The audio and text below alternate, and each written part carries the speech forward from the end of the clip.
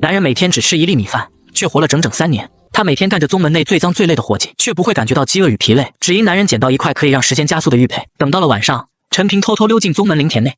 要是被宗门发现就死定了。我只拿1粒灵骨，应该不会有人发现。他小心翼翼地从碎珠上取下粒灵骨，紧紧攥在手心里。正当陈平要离开之际，看管灵田的草棚方向传来一声嘟囔，原本的鼾声停了。陈平全身僵住，一动不敢动，屏住呼吸。草棚里传来翻身的声音、咂嘴的声音，然后鼾声又响了起来。陈平长长吐出一口气，后背冰凉，冷汗湿透了衣服。他不再停留，立刻紧贴地面，沿来路爬了回去。看着手掌中的青绿色的灵骨种子，陈平从怀里掏出一枚玉佩，心念一动，陈平进入了玉佩空间。这里有一亩灵田，陈平走到灵田中间，他蹲下身，用双手在那肥沃的黑土上小心地挖开一个小坑，坑不深，只有半指。他将那粒珍贵的种子轻轻地放了进去。没过多久，灵骨种子便开始发芽，长出来了，真长出来了！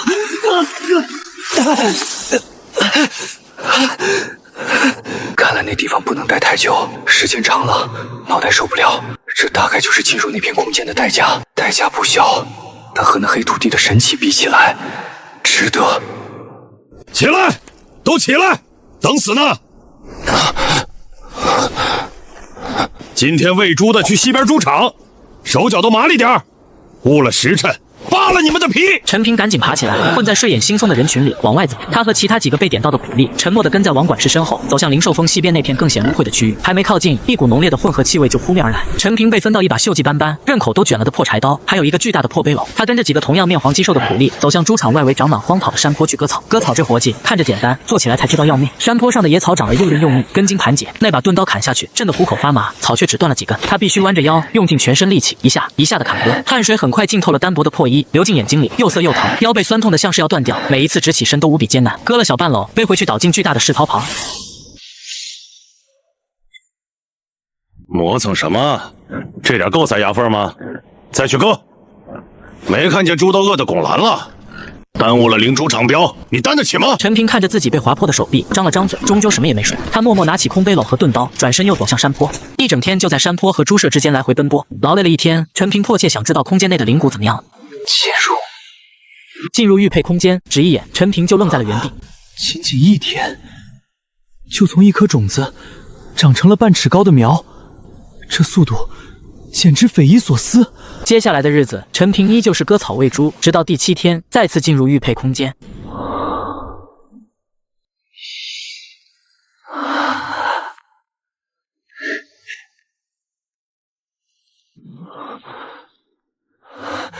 是真的粮食，能填饱肚子的粮食，属于我自己的粮食。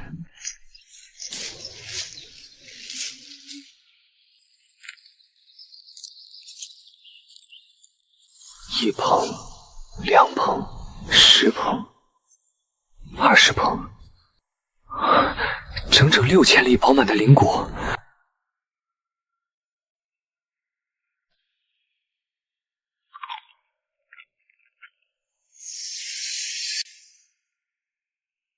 怎么处理这些灵骨？带出去吗？不行，太危险了。窝棚里人多眼杂，一旦被发现，后果严重。种下去，就在这里。对，全部种下去。6000亿种子，如果都能长成，1亩地大约能种4万株凡俗稻苗。虽然这里种出灵稻可能更粗壮，但种个1万把株也没问题。全部种单粒，不行。万一有的种子不出花呢？一个坑里放多少粒合适？6粒，这样能保证每个坑里都有苗。一次点中6粒，1000个坑就能种完。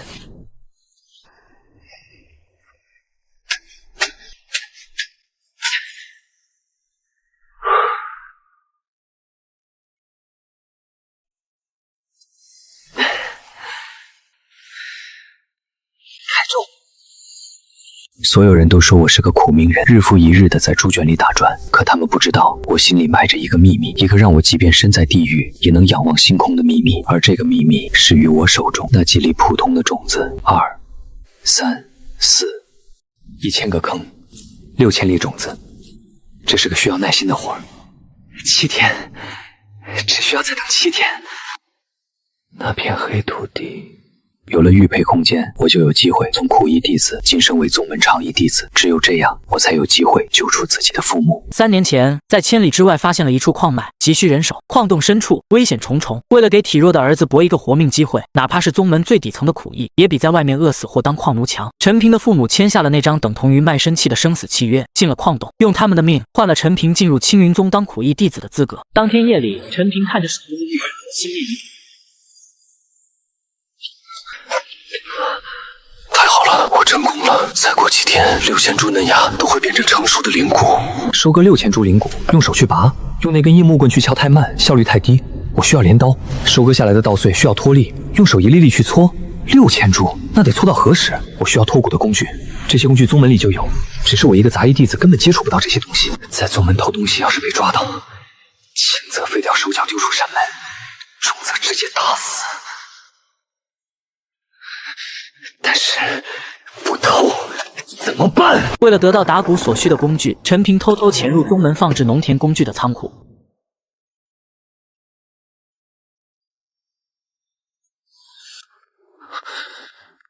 我需要镰刀和脱骨车。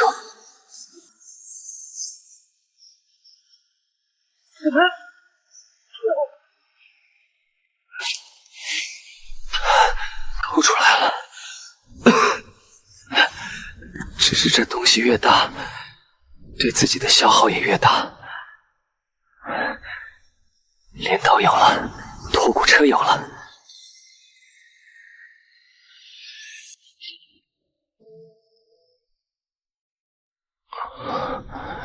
频繁出空间，身体受不了，还是等到灵骨成熟后再进去吧。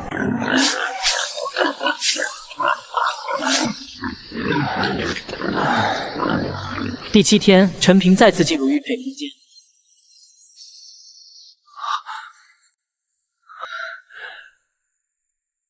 成功了，全部成熟了。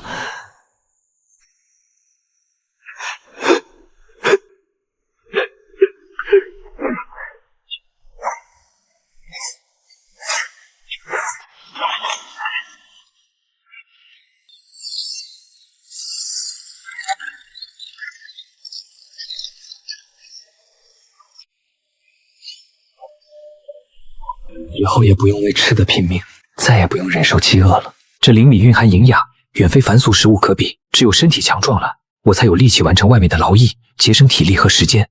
节省下来的时间和体力，就能用来练习养生功。养生功是宗门给每个杂役弟子的功法，用以强身健体。只是杂役弟子没时间也没体力来练。如今陈平拥有用之不尽的灵米，便有了练习的条件。练了养生功，力气更大，干活更轻松，就有更多的时间休息，这才是良性的循环。自己一定要好好活着，还要活出人样。都给老子起来！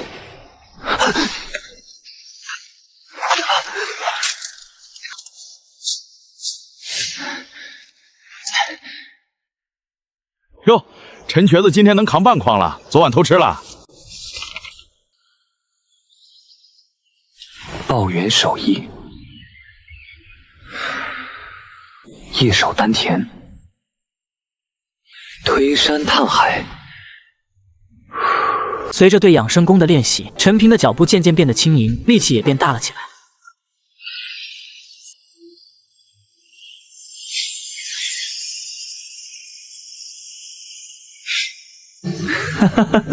有了这些灵骨，不用多长时间，我就能成为宗门的长役。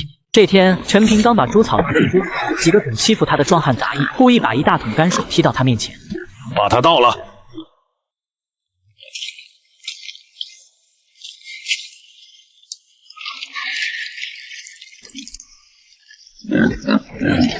邪门了，这老病鬼哪来的劲？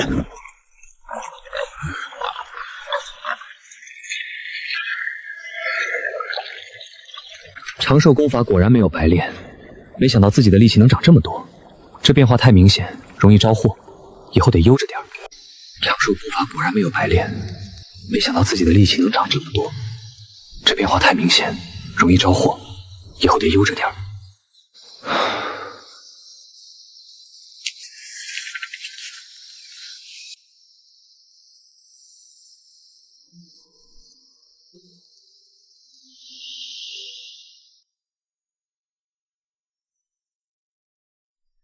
相信很快就能达到宗门长一弟子的要求。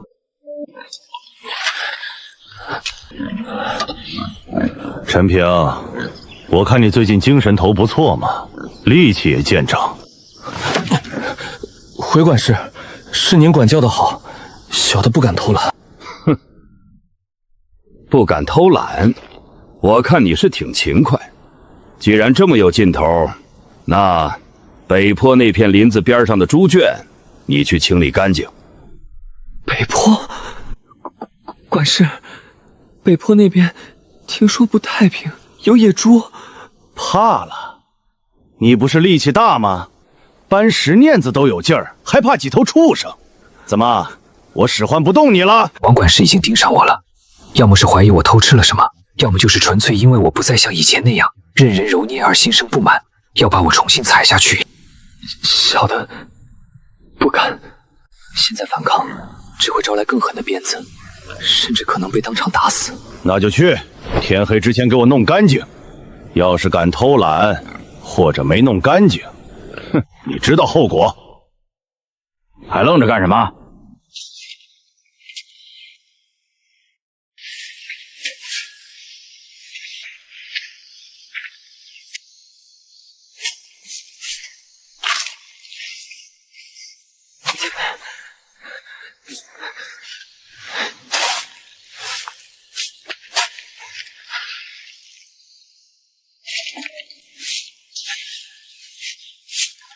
磨蹭什么？快点！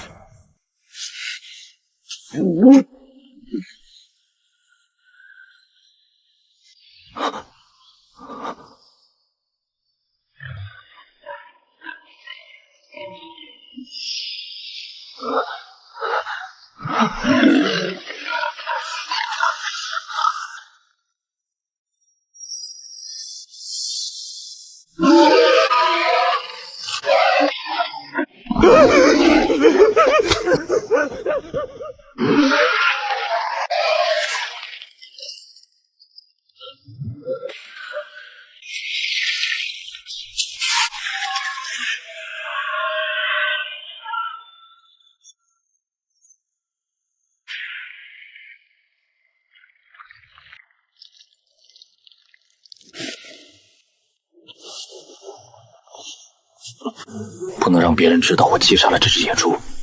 野猪肉本身也价值连城，有助于修行，就需要小心。做完这一切，他拖着疲惫不堪、浑身恶臭的身体，一步一挪地回到了自己那个低矮的窝棚。回到窝棚，他甚至没力气去打水清洗，只是胡乱地扯掉最外面一层沾满污物的破布，蜷缩在冰冷的草铺上，昏死过去。陈平，死哪儿去了？猪圈的活干完了吗？陈平，王管事，哼，看你这副死狗样，活肯定没干完。废物，昨天就让你清理猪圈，磨蹭到现在，还弄得一身屎尿，晦气！今天别想吃饭了。王管事，活是没干完。昨天有头大野猪冲进猪圈，差点要了我的命，我好不容易才逃出来，胳膊也被撞伤了。野猪？是有动静，挺大的。我离得远没看清。放屁！野猪？哪来的野猪能跑进猪圈？我看你是偷懒耍滑，编瞎话糊弄老子。要么就是你把猪圈弄坏了，想赖给野猪。你个下贱东西，胆子肥了！活没干完就是没干完，少找借口。今天现在立刻给我滚去后山市场搬石头，搬不够100块别想回来。敢偷懒，鞭子伺候，给我盯紧他。他盯上我了，不是因为野猪，也不是因为猪圈没清理干净，是因为我力气变大了，身体变好了。他怀疑我偷了东西，或者遇到了什么。从今天起，日子会更难过了。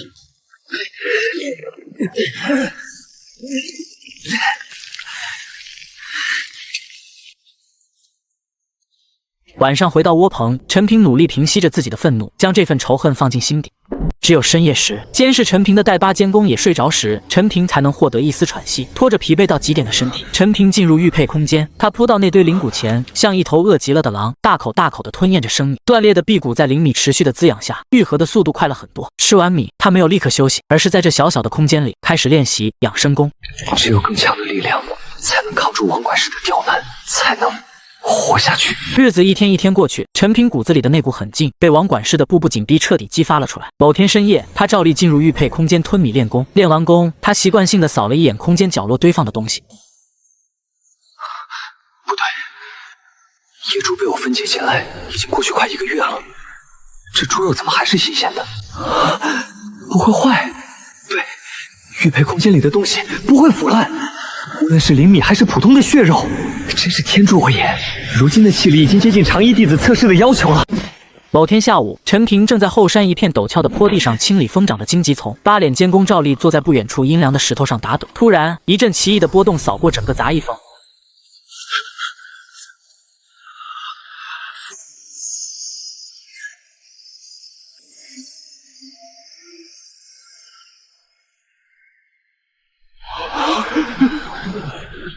仙人，真正的仙人降临杂役峰了！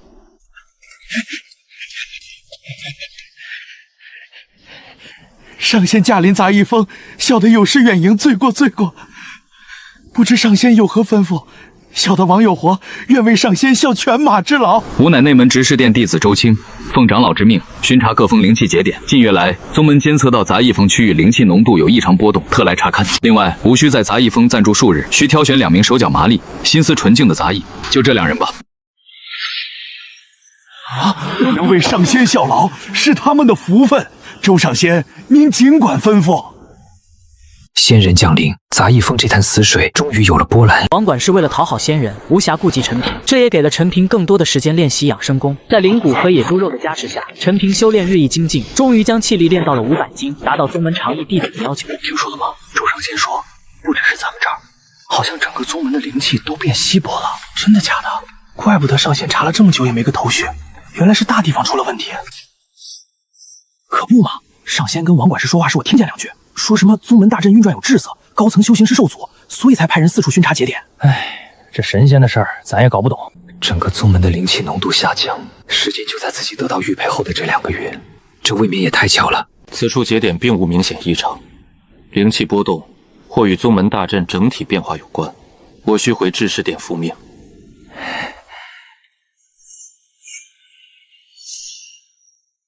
陈平，你他妈聋了！仙人走了，你这废物就没用了！给老子滚去后山，那片荆棘存3天之内给老子清理干净，清理不完，老子扒了你的皮！听见没有，废物，还不快滚！王管事，清理荆棘的活儿，你找别人吧。你说什么？找死！我的活儿做完了，现在我要下山。下山？你他妈想跑？不，我去找山下的管事，参加长役弟子的考核。考核？就凭你？你这断了手的废物，还想当长役？老子看你是疯了！拦住他，给老子打断他的腿！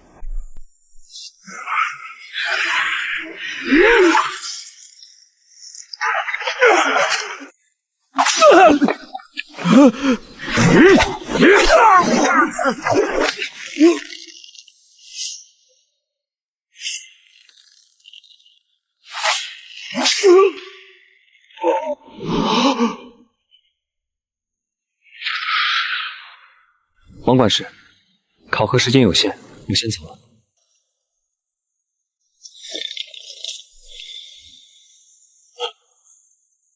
何事？弟子陈平申请长役弟子考核。山上来的？是。规矩知道吗？举石锁，过顶1次，稳住3息。杂役峰每年都有几个来碰运气的，大多连石锁都撼不动。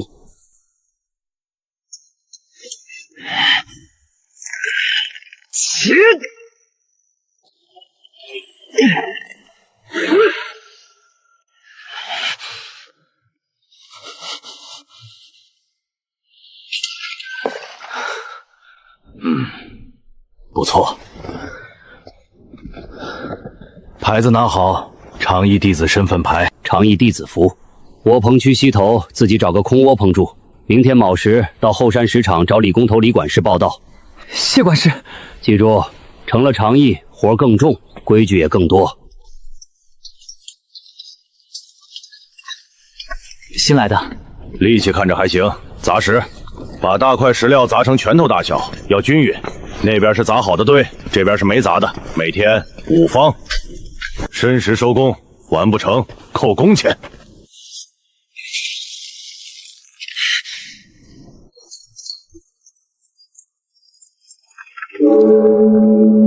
任务未完成，今天工钱没了。以我现在的力气和技巧，5方是极限。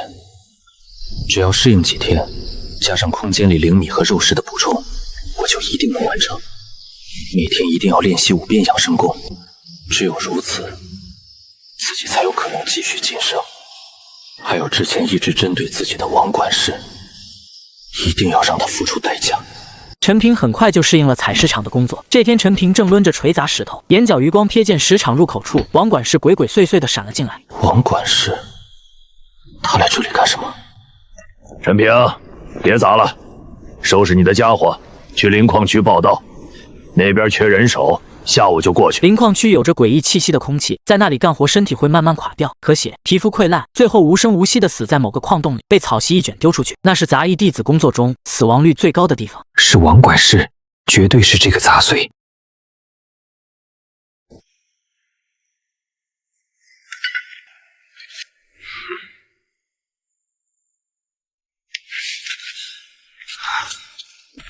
新来的，陈平。规矩很简单，下矿挖原矿，每人每月定额100斤，完不成扣0金，连续3个月完不成或者死在里头，算你倒霉。别想偷懒，也别想私藏，被守卫发现就地打死，懂了吗？懂了。滚进去吧，丙子7号洞。这里比想象的更压抑。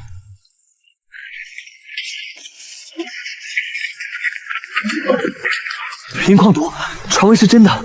这矿洞里的气息蕴含着要命的毒物，待得越久，中毒越深。头晕眼花，四肢乏力，胸口像压了块石头。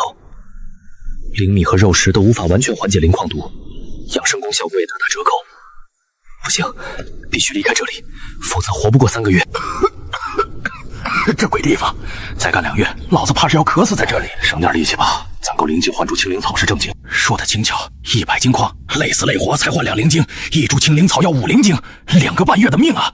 总比直接毒死强。听说那草吃了，不光能解毒，力气都能长1大截。2位大哥，刚才听你们说青灵草，那是什么东西？真能解这矿里的毒？小子，新来的吧？那是宗门药堂专门对付这矿毒的灵药，听说对咱们凡人身体有大好处。这么神？那得去哪里弄？贵不贵？贵，何止是贵，5灵精1株，咱们拼死拼活1个月，挖够100斤矿，才给2灵精，就没有便宜点的法子？比如种子，自己种。种子虽然便宜点，可能有生物。种子给你，你能种活吗？灵草种子需要灵田，需要灵气滋养。灵田、灵气，我的玉佩空间那里面是不是就是灵田？是不是就有灵气？工钱，我需要工钱，这个月的工钱必须拿到。1灵精，1枚青灵草的种子，然后用这1枚青灵草种子种出一片天。身体的恶化速度比预想的更快更猛。陈平，矿100斤，超113斤，共计3灵精。2位大哥，青灵草的种子要在哪里才能买到？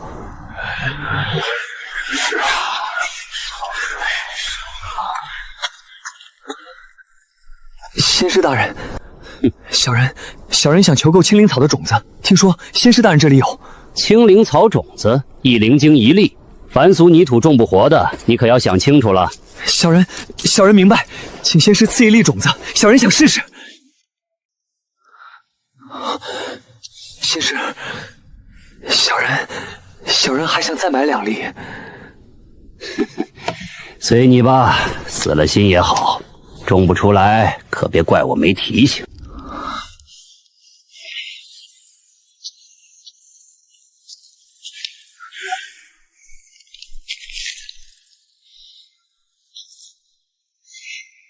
这空间的土地到底是不是灵田？陈平在空间里待了很久，种子依然没发芽，精神疲惫，他不得不退出空间。第2天收工时，陈平几乎是跑着冲回窝棚，并迅速进入玉佩空间。成了，真的成了！这黑土地，这空间真的能种青灵草。这不仅仅是一株草，这是我活下去的凭证，是我挣脱这矿洞地狱的唯一绳索。青灵草生12月成熟，24月结籽，空间速度是外面的12倍。不出意外，1个月后，3株青灵草将会全部成熟。等待青灵草成熟的日子，陈平身体的恶化速度比他预想的更快更猛。在矿洞里，他每一次挥动矿镐，手臂的肌肉都在抗议；每一次弯腰搬动矿石，脊椎都发出不堪重负的呻吟。到了第2个月，陈平挖矿变得异常艰难，100斤的原石任务成了几乎无法逾越的高山。他的动作迟缓，效率低下，常常需要比别人多花近1倍的时间，才能勉强凑够分量。这天，他远远就看到王管事的身影，正站在矿区管事旁边，两人低声交谈着什么。陈平，上个月你只完成了8成，这个月如果再完不成定额，按规矩只能请你离开宗门了。王管事，果然是你！现在被赶出宗门，这等于直接判了我死刑。陈老弟，怎么搞成这副鬼样子了？这矿洞真不是人待的地方，看把你折磨的。老弟啊，哥哥我上次就很好奇，你在杂役峰那会儿明明弱得跟小鸡仔似的，怎么后来突然就硬气起来了？气力长得飞快，说说是不是得了什么宝贝，还是有什么特别的奇遇？只要你肯告诉哥哥这个秘密，哥哥保证立刻把你从这个鬼地方调出去，给你安排个轻松又安全的差事。灵晶少不了你的，以后跟着哥哥我吃香的喝辣的，不比在这鬼地方等死强？就是当哥哥身边一条听话的狗，也比你现在强100倍，是不是？呸！不识抬举的东西，给脸不要脸！行，你有种，骨头硬是吧？我看你能硬到几时？下个月你要是再完不成任务，老子亲自看着管事把你像条死狗一样扔出宗门。到时候你就是跪下来舔老子的鞋底，老子也不会再多看你一眼。你就带着那点可怜的秘密滚回凡间等死去吧！3个月后，陈平再次进入玉佩空间，成了，真的长成了，这就是上天的杰作。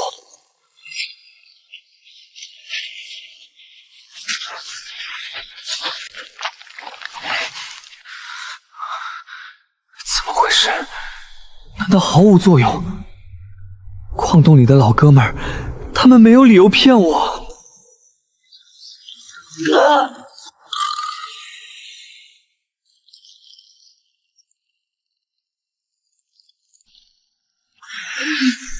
真的有用，他们没有骗我，这是青灵草庞大的药力，不能浪费。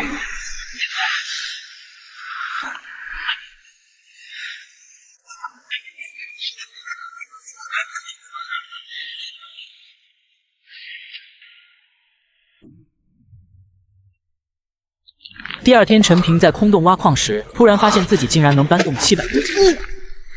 青灵草果然不一般，不仅减了矿毒，还让我凭空长了100斤的气力。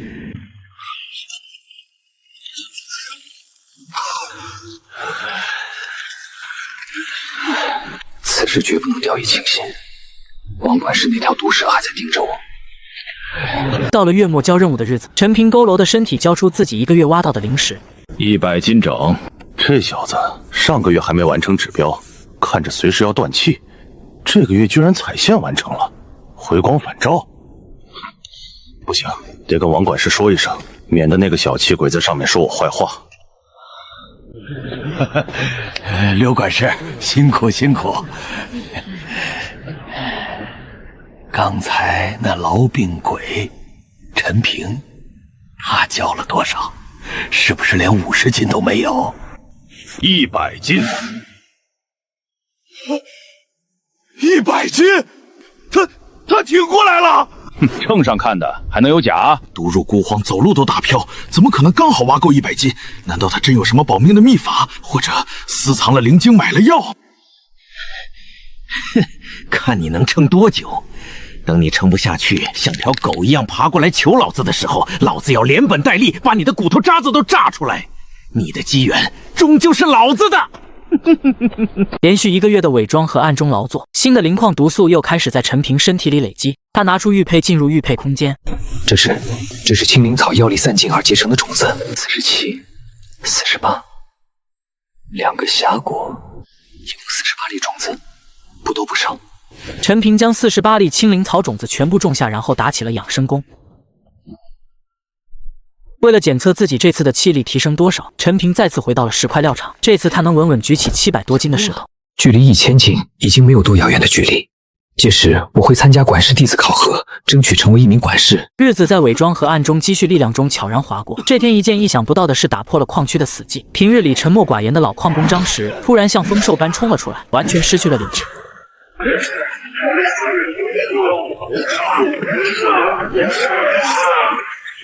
好恐怖的力量！灵矿毒彻底摧毁了他的理智，却榨干了他生命最后的潜能。废物！负责这片矿区的驻守仙人，此刻也来到了矿洞之中。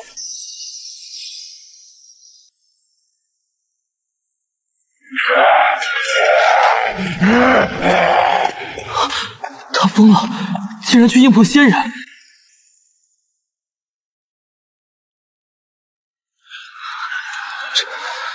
这就是仙人的手段，根本不是凡俗武力所能抗衡。800斤的力气，在这团火面前，连个笑话都不算。王管事该死，但杀了王管事又如何？在这等力量面前，凡人皆是蝼蚁。那团火，我也要拥有。我必须成为仙人。接下来的日子，陈平更加小心地扮演着他的费劳角色。1个月的时间在磨阳宫中过去。明明是个半只脚踏进棺材的痨病鬼，怎么每个月都能刚好凑够100斤？这里面肯定有猫腻。这好处我得自己先抠出来，绝不能让王管事那个摊货知道。30株足够我这2个月日夜不停的吸收，剩下18株留着结子，生生不息，再也不用看那些仙人的脸色。2个月下来，陈平将30株青灵草全部消化完毕，气力从700斤涨到800斤，再到1000斤，最后竟然涨到了2000斤。在矿场待满3个月的第3天清晨，陈平走出窝棚区，沿着崎岖的山路，默默地向杂役峰的最高处走去。弟子陈平，矿场长役，前来申请管事弟子考核。矿场长役，气力几何？回禀管事，弟子气力尚可。去，用尽全力打他一拳，胸口位置。这东西是什么材质？毫无缝隙，打上去会有什么后果？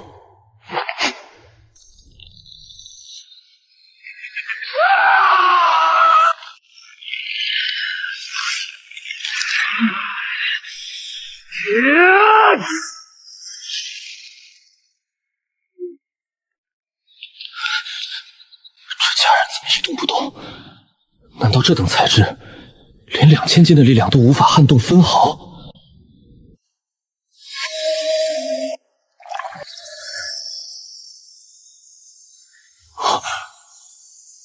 1997斤，不错，远超1000斤门槛，你通过了。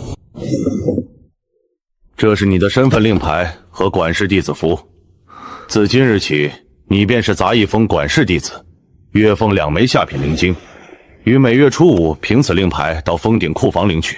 此外，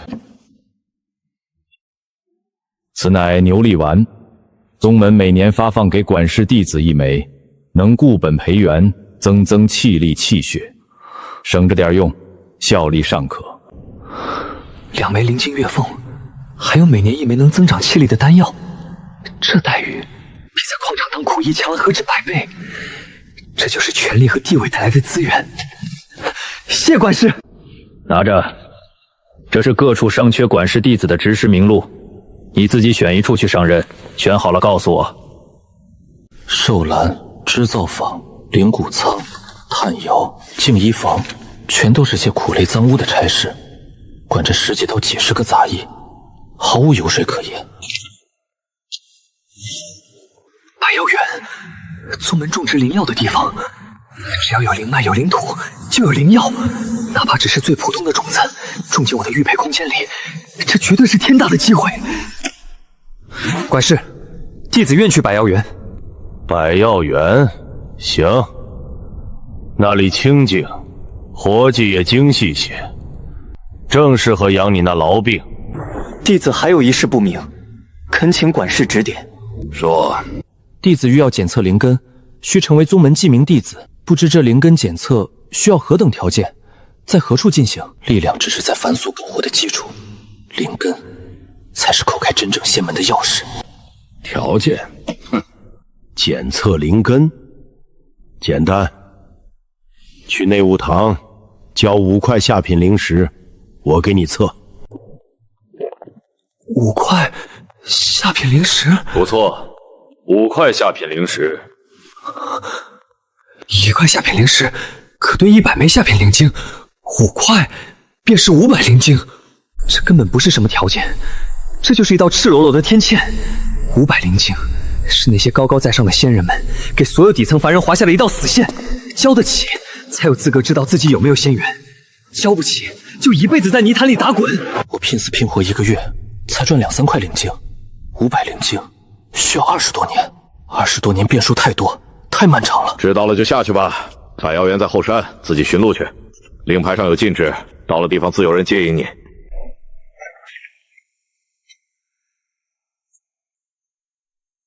500灵晶，20多年，对于凡人来说，那是一场永远无法苏醒的梦。但我不一样，我拥有玉佩空间，那不是梦，那是我在短时间内就能达到的目标。百妖园，只要能接触到灵药，只要能利用玉佩空间，就有捷径可走。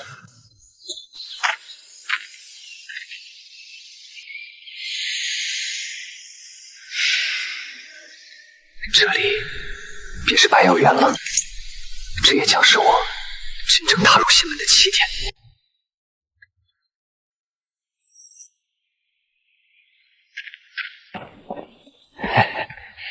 这位便是新来的管事吧？小老儿王德发，是这百药园的长役，恭候管事多时了。王老伯不必多礼，我叫陈平，初来乍到，以后还要多仰仗你们。不敢当，不敢当。您快请随我来。陈管事，这间便是您的住所。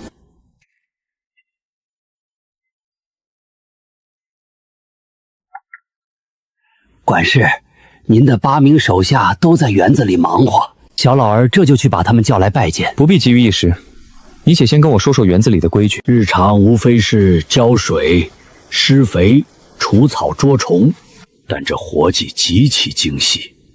管事，这园子里的每一株灵药都登记在册，由封顶的仙师大人亲自过问。若是因为照料不善导致枯萎或药性大减，轻则责罚，重则是要掉脑袋的。果然，仙人的饭没那么好吃。风险与机遇并存，规矩森严，但接触灵药的机会也更直接。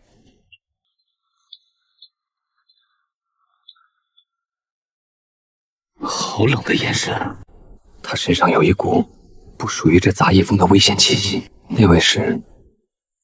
回管事，那位是白芷白管事，他比您早来半年，管着东边那一片寒性灵药。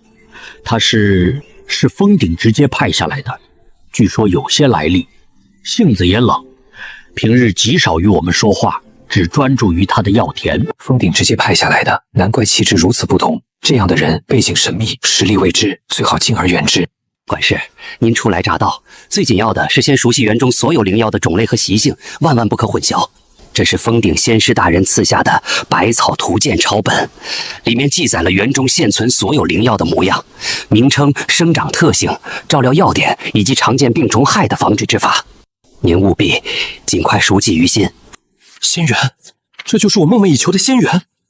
这本图鉴配合我玉佩空间里那方黑弩地，我将拥有源源不断的灵药。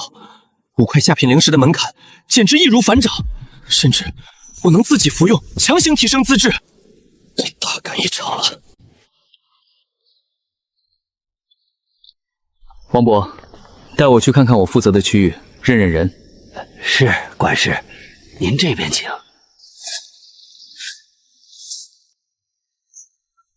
都过来。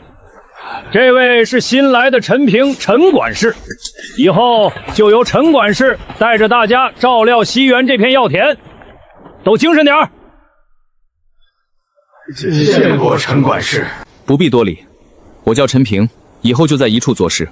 园子里的规矩，王伯想必都跟你们说过，我只说一条：看好自己负责的药，出了差错，封顶怪罪下来，谁也担待不起。该做什么，照常做就是。管事，这是李有田，重要的老把式了。这是赵石头，力气大。这是孙小海，眼力好。这些人就是我掌控药源的基础，用好了是帮手，用不好就是麻烦。陈管事，这块是赤阳花，您看这叶子边缘发红，就是快成熟了，要特别注意虫害。这块是止血藤，藤蔓韧性足，攀架子的绳子得勤检查。这块是凝露草，叶子上的露珠就是它药性精华，浇水时千万不能沾到叶子，得从根下慢慢渗。管事，这茯苓膏劲儿大，量的把握死死的，离根近了或者多了，能把根直接烧烂，少了又没效果。这活计比在矿洞里砸石头需要多100倍的耐心和细致，仙家的东西果然娇贵。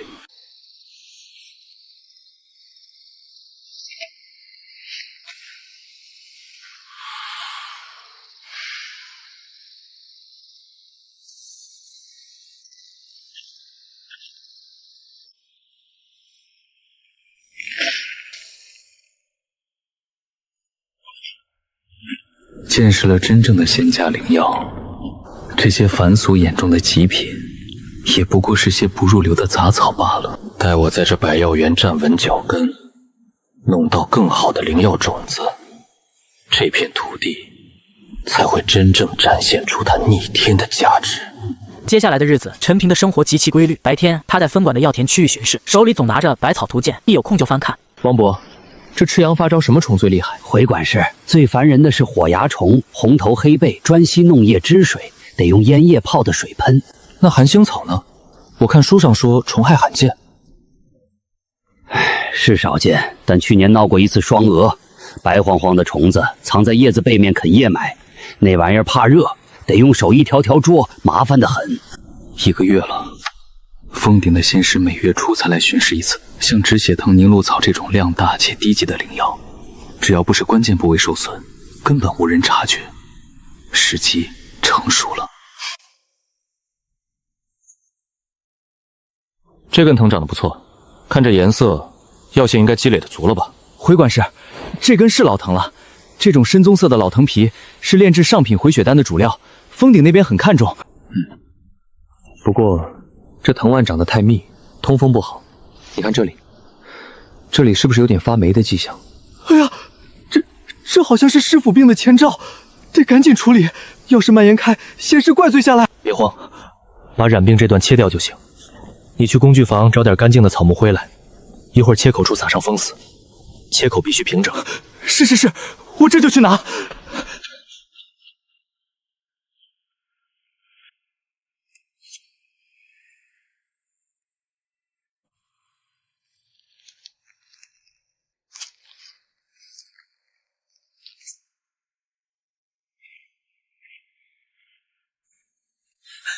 就是这里，切掉吧。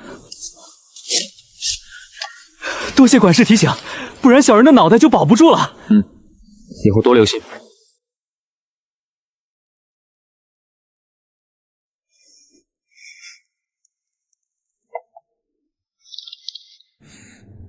铲插，只要能掺插，这节藤蔓在黑土地里就绝对能活。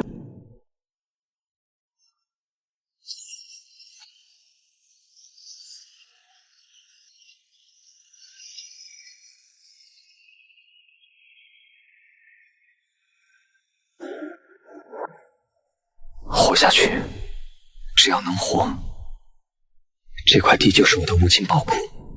这几株太密了，抢了养分，拔掉最瘦弱的。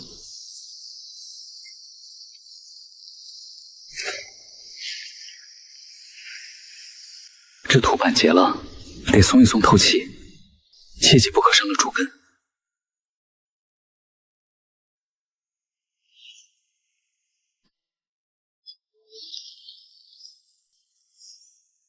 无论是藤段、幼苗还是残根，这黑土地都能强行催生。不过，这速度还是不够。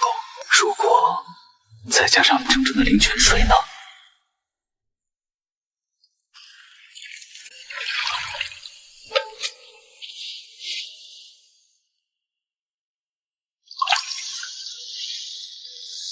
有灵泉水浇灌，这生长速度足足是外界的近20倍，力量逼近3000斤，凡俗不到的极限到了。青灵草的药力对我现在的体质已经毫无用处，就是现在了，就是现在了。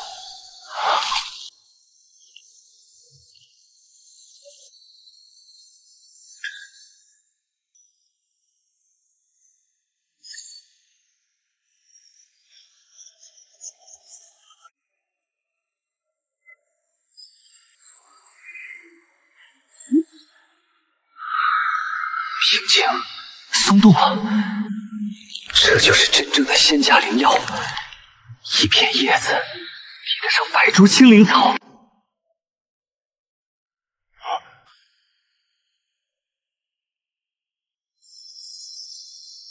那是真正的仙家法术，他不仅是管事，更是接触到了修仙功法的著名弟子。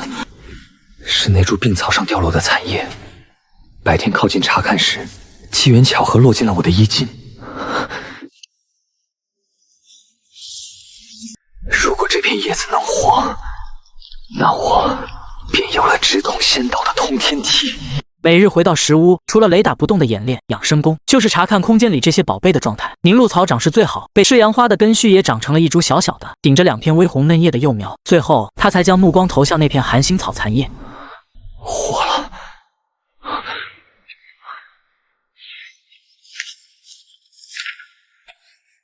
！3年太久，我等不起。既然能分株繁殖，于是陈平将凝露草根茎分开，又种出10株凝露草，用同样的方法也将寒星草种出8株。种完所有植株，他取来之前积攒的灵泉水，给每一株都浇上一点点，又特意取来仅剩的一点寒潭水，专门浇灌在3株寒星草上。转眼间，陈平已在百药园蛰伏了3个月。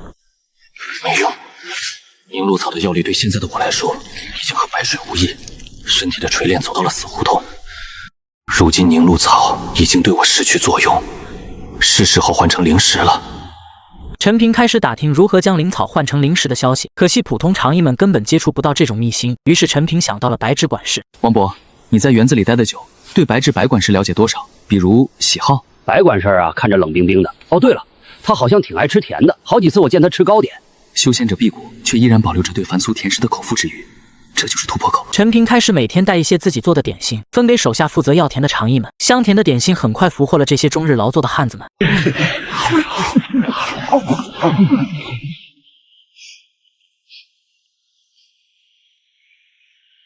白管事，刚做好的豆沙包，尝尝。不用了，你们吃吧。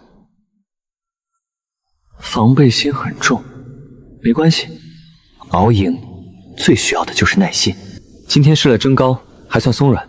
白管事，尝尝看。白管事，像咱们园子里的灵药，除了上缴宗门，若是有富余的，不知外面可有门路换些东西。北边，出杂一峰向北50里左右有个小山谷，每逢初1、15，有些记名弟子和个别外门弟子在那里交换些用度。那里规矩简单，但也鱼龙混杂，小心点。我还有事，先走了。到百药园的第4个月，陈平拿出20株凝露草，准备去黑石谷走一趟。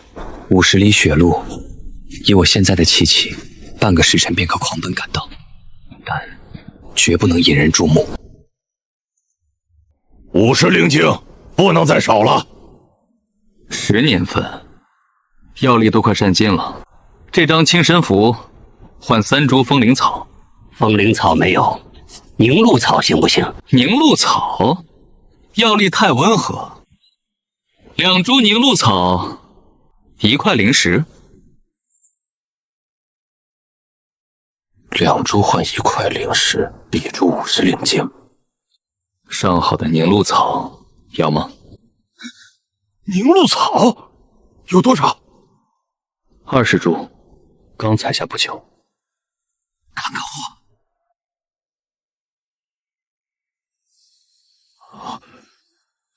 极品，这成色绝对是刚新鲜挖出来的。品相还行，不过药效温和。13块灵石全要了。那我去问问别人。哎，等等，老弟够稳当，70灵晶一株，14块。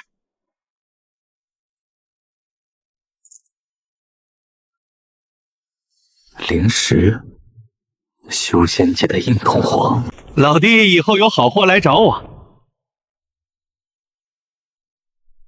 怪人，不过货是真不错。陈平回到药园自己的石屋，拿出玉佩进入玉佩空间。他将14块灵石放进玉佩空间。去内务堂检测灵根的5块灵石终于攒够了，再过1-2天，这批寒星草就能进行第3轮分株。不知这灵石能不能辅助修炼？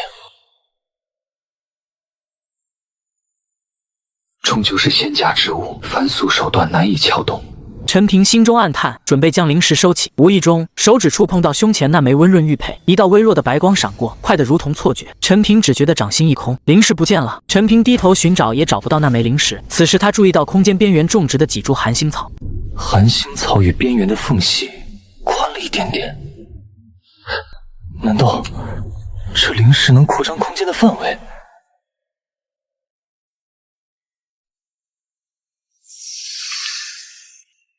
玉佩吸收了灵石，能扩张这片空间。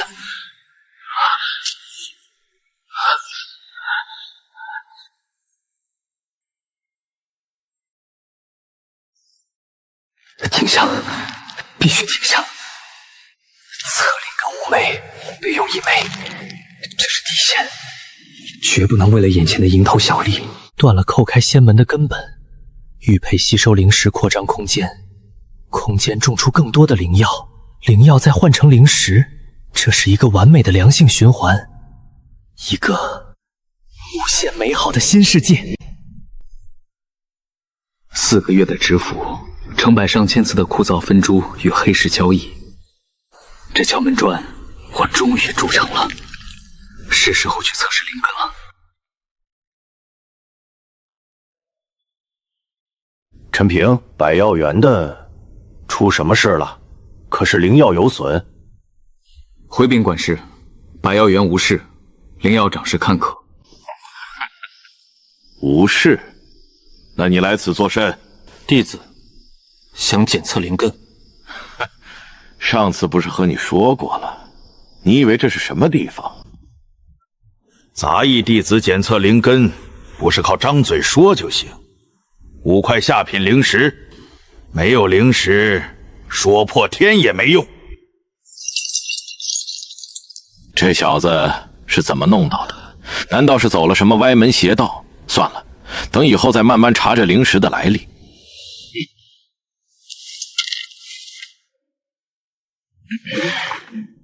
跟我来。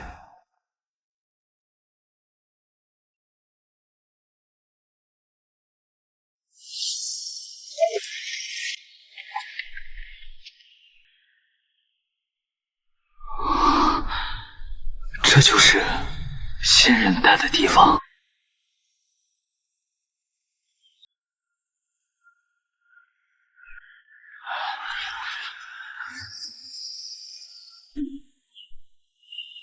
王行3灵根，主木，伏土火，灵根纯度中等偏下，可直接入外门。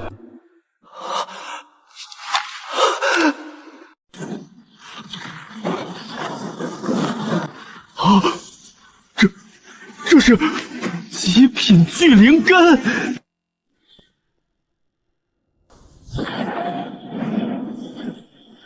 王行3灵根，主木，伏土火，灵根纯度中等偏下，可直接入外门。李二狗5灵根，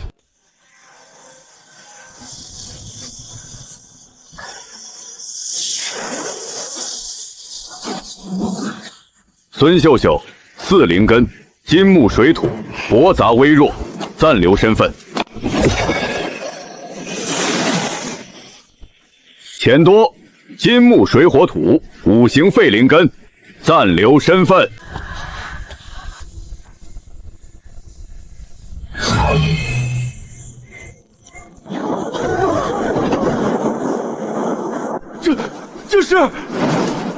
根，火系单灵根，如此纯粹，如此强盛，天佑我宗，天佑我宗啊！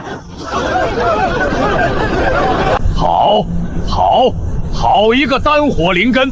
哈哈哈！此子我烈阳兵要了，即刻起，便是我烈阳峰真传弟子。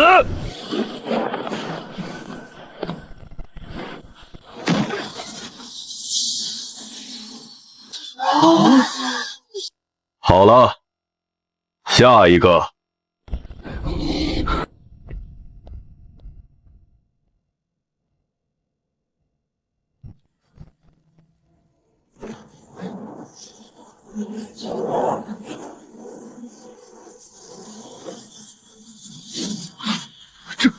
这是五行平衡，从未见过如此平衡的五灵根。五灵根本已驳杂不堪，修行艰难，此次更是五行之力完全均等。你们看，陈平五行灵根，金木水火土俱全，五行之力绝对平衡。鉴定此为废灵根。有灵根，却是万中无一的，比普通五灵根更无用的，互相湮灭的废品。好了，检测完毕，下一个。结果已出，你先跟我来。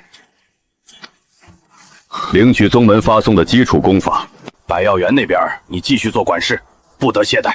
是，小子明白。废灵根又如何？只要留在百药园，依靠玉佩空间黑土地，我照样能在这吃人的修仙界，硬生生撕开一条血路。长青诀基础修炼功法，布袋里是2枚下品灵石，你记名弟子1年的俸禄。瓷瓶里是1枚洗髓丹，助你初步洗涤肉身杂质，不过需要突破炼气1层才能使用，否则的话会爆体而亡。弟子明白。百药园的监管职责你暂时保留，但记名弟子并非高枕无忧。1年之内，若无法踏入炼气期第1层，视为仙途无望，剥夺弟子身份，逐出宗门。5年之内，若无法突破至炼气期第3层，同样驱逐。我明白。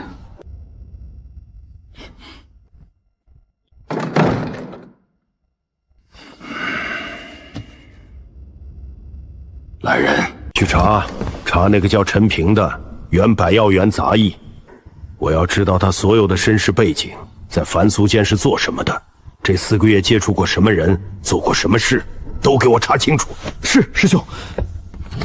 毫无背景的杂役能弄到灵石，这中间必有蹊跷。修仙界弱肉强食，若是机缘，就该是我的。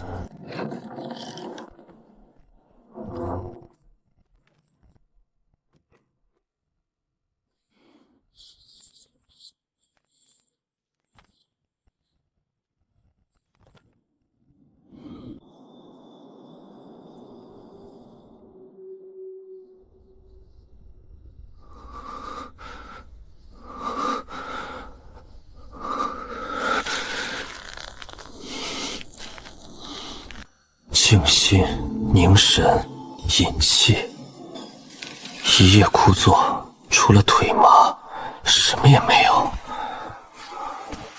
凡胎肉体，当真触碰不到天地灵气。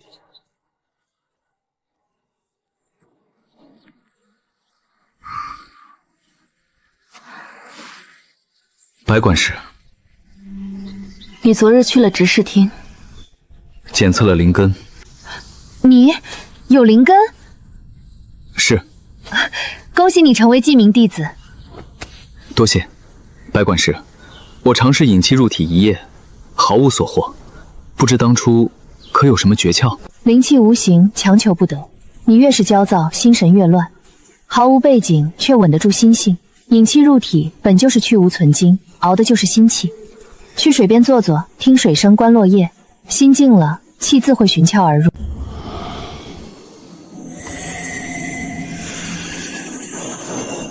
没用，还是没用，连灵石都无法引动分毫。难道我真的与神道无缘？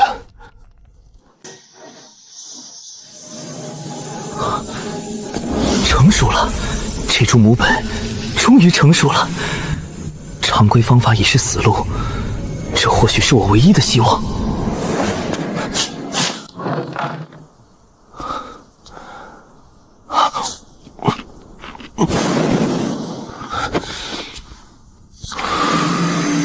失败了，不，有效，这股妖力能被引导。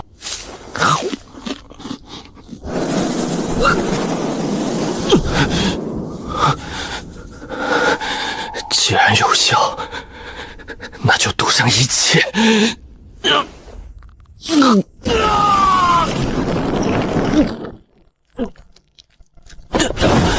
活下去，引气入体，报仇！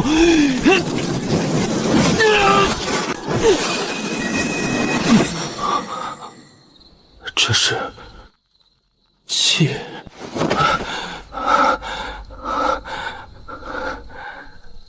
引气入体，成功了。不到万不得已，绝不整根吞了。若非报仇的执念，我恐怕已经活活痛死。引气入体只是第一步，接下来是炼气1层。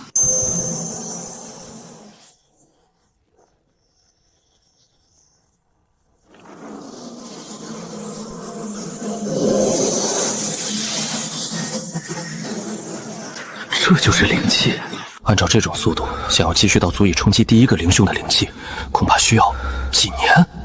这就是五行废灵根吗？什么都能却也因此在体内自相残杀，效率低得令人绝望。仙凡之别，如同人与蝼蚁。几年，我等不了几年。这是记名弟子每年的年俸，也是我此刻唯一的希望。希望它有用。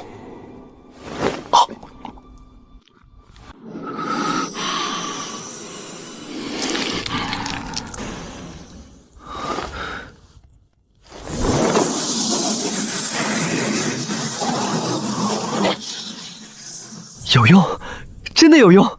洗髓之后，我吸纳灵气的速度至少提升了数倍。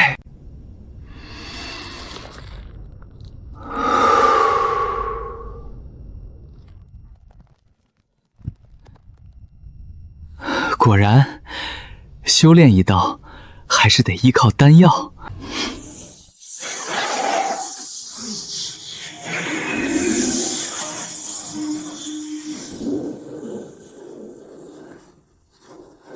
碰撞湮灭的比例似乎只是减少了那么微不足道的一点点。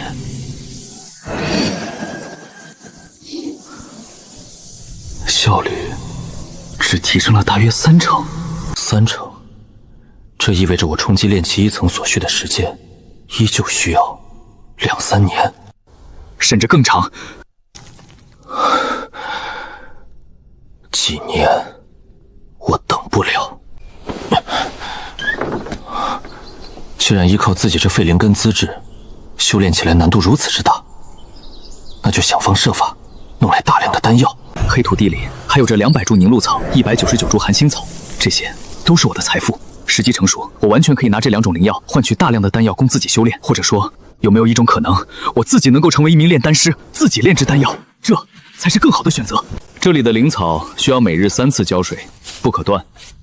修炼的速度实在太慢，没有丹药支撑，1年内突破炼气1层的宗门要求对我来说难如登天。我必须要另辟蹊径。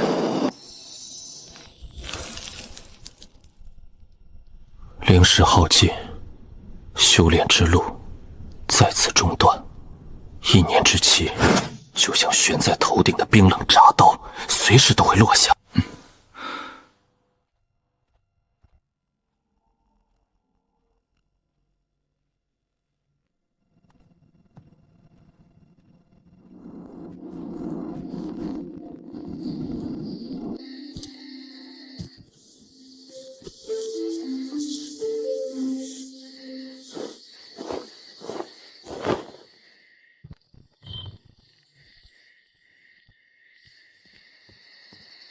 含星草2灵石1株，概不还价。入草80灵中药的速度。上等的含星草2灵石20灵石1株，上等的凝露草1灵石1株。什么？含星草比老李头那儿还贵20灵晶，凝露草更是贵了1大截儿。小子，你想钱想疯了吧？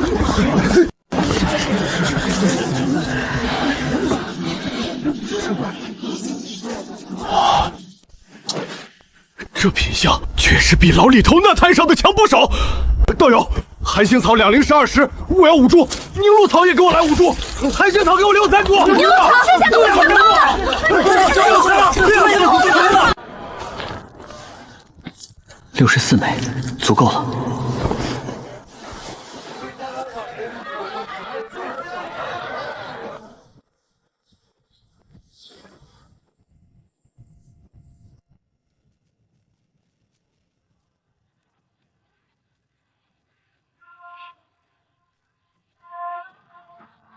有了这第1桶金，接下来该真正为自己投资了。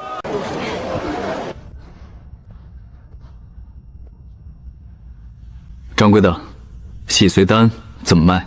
道友识货，咱们回春堂刚到一批上好的洗髓丹，只用4枚1枚，4枚灵石1枚，贵了。前面百草轩才3枚50灵晶，你这儿张口就要4颗，有店大欺客的嫌疑吧？道友说笑了，百草轩的货怎能跟我回春堂比？我们这儿可是清玄门内门丹师的手笔。3枚灵石20灵晶，我要10枚，现在付钱。不行，我现在就去百草轩。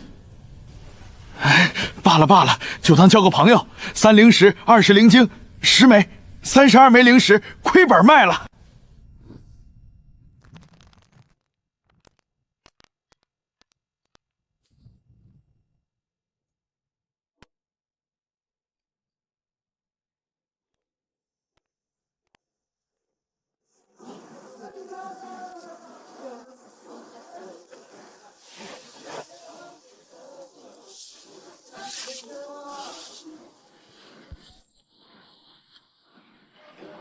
这个怎么卖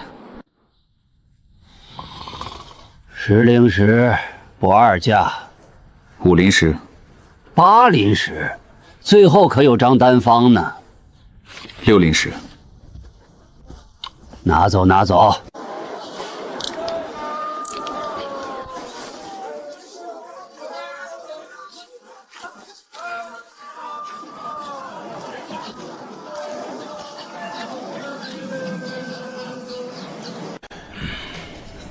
20灵石，这丹炉太旧了，耳还缺了一块。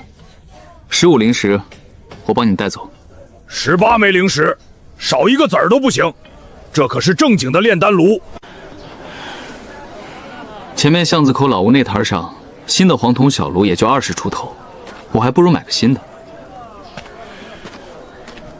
行，15就15，算我亏本，赶紧拿走。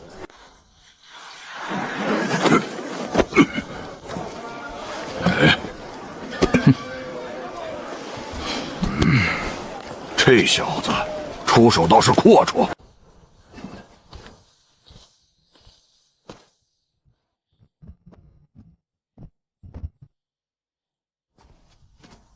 老吴，这坊市里哪有什么老吴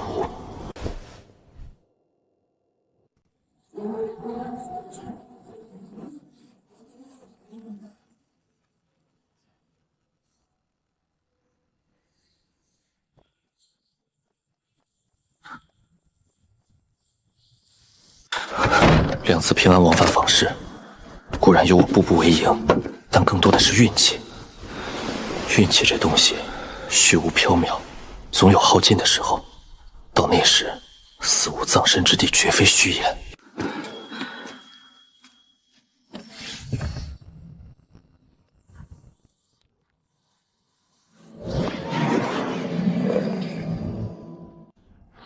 这是我用仅剩的灵石换来的保命底牌，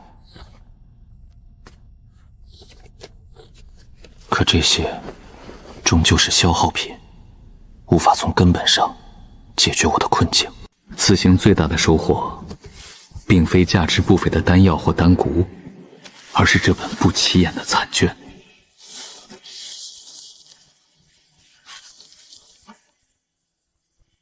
养灵丹，养灵丹名字普通，对于别人是鸡肋，但对我来说，主要凝露草，我的神秘空间里已经成熟了上百株，并且还在持续生长。而另外2味辅药，在百药园里简直如同杂草。养灵丹单颗效果有限，没关系，只要材料近乎无限，我就可以炼丹，炼制大量的养灵丹，一颗接一颗的吃，10颗不够就100颗，这才是最适合我这种一穷二白、资质低劣的武灵根散修的修炼之路。进入。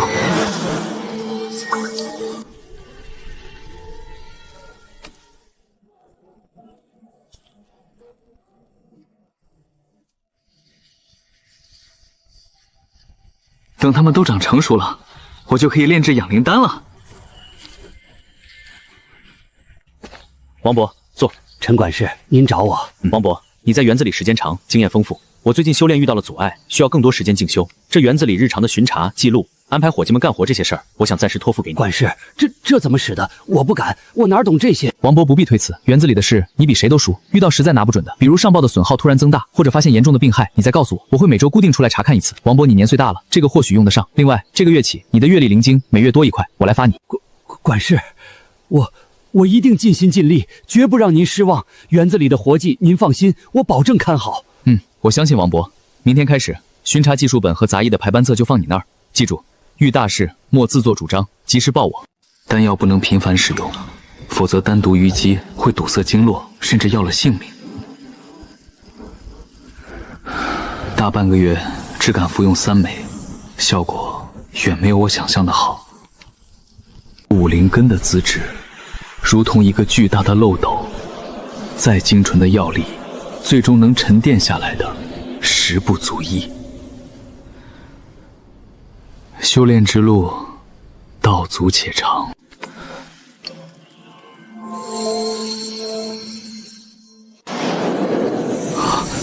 成熟了，不仅成熟了，而且药效比外面那些凡品强了不知多少倍。灵药年限越高，炼丹成功率越高，出现高品质丹药的机会越大。10枚洗髓丹已全部用完。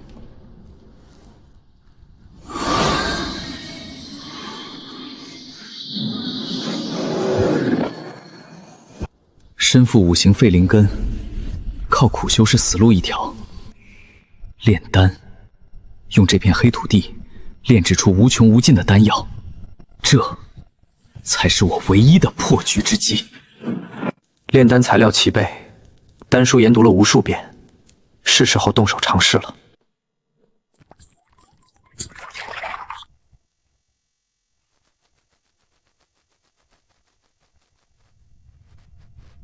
这炉子确实旧的可以。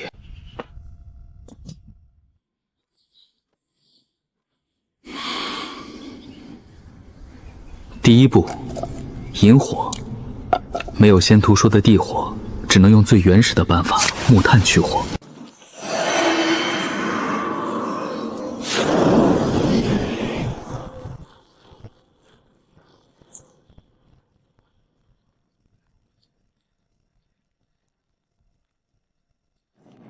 不行，这样下去连第一步都完不成。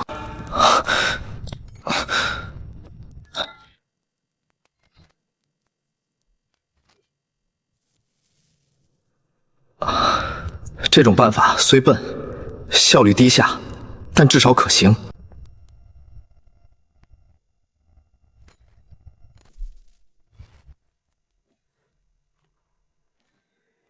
接下来最关键也是最模糊的步骤，融合药力，凝丹成型。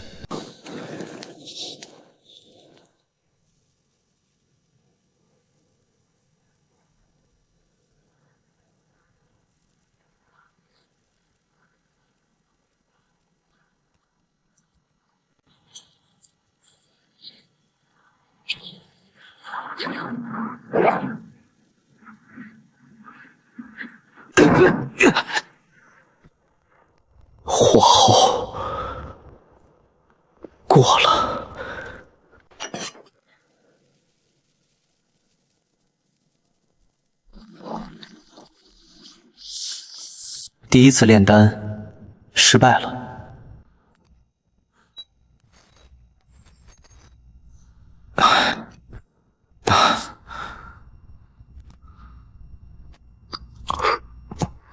凝露草药性清灵，最先融化，赤身药力厚重，融合困难，精花受不得高热。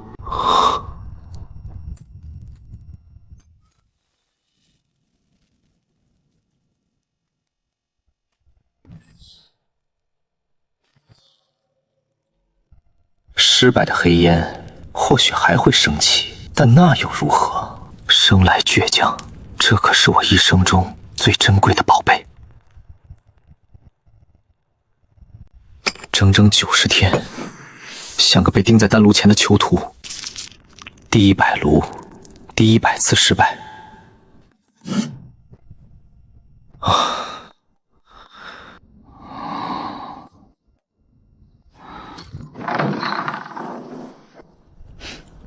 陈平，怎么这么久才开门？在里面藏宝贝呢？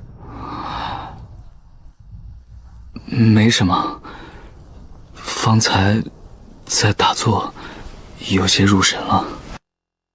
喏，拿着，这是我熬制的十全大补汤。看你最近脸色差得很，再这么熬下去，铁打的身子也扛不住。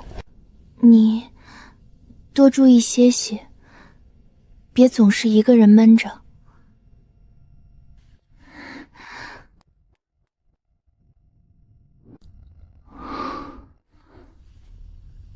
我给他做甜品，是为了换取消息，而他端来这罐汤，只是因为看见我脸色差。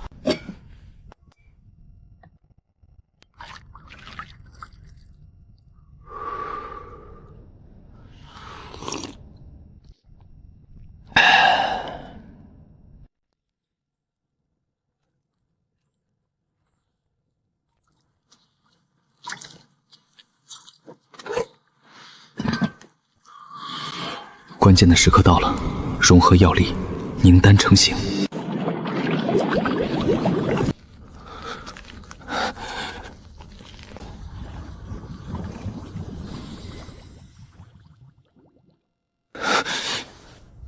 凝。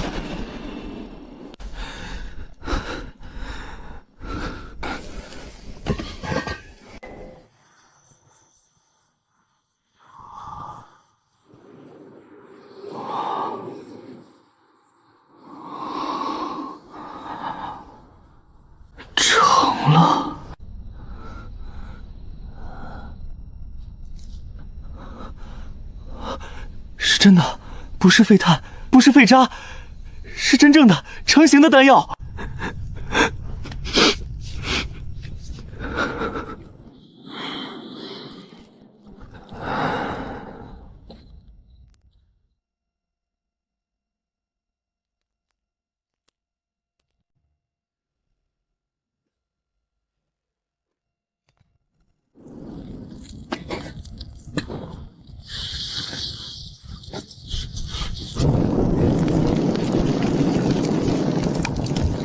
10份材料，炼废了8份，成了2炉。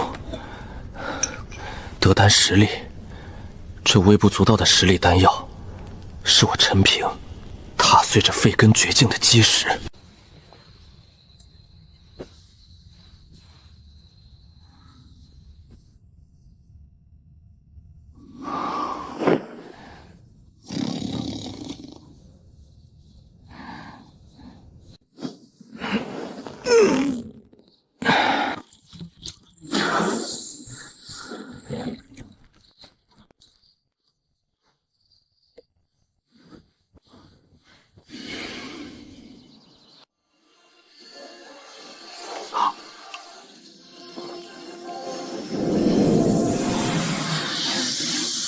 精纯的药力，灵气增长的速度比单纯打坐快了10倍不止。滞涩的丹毒开始在经脉深处沉淀了，没有好办法，只能等突破时强行冲刷了。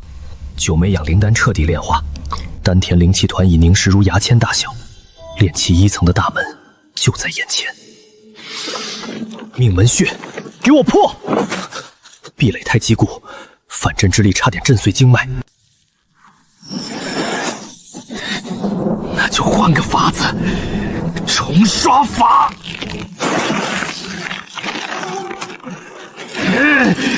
钻，给我钻透它！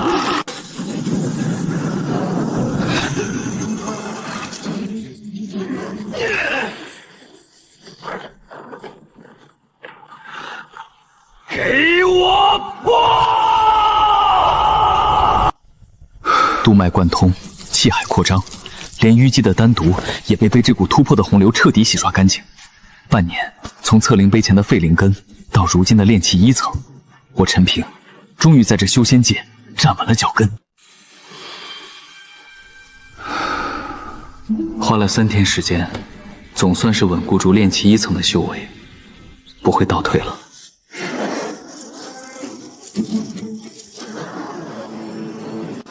好强烈的眩晕感，这就是传说中修士的神识。才10几个呼吸，灵气竟耗去近半。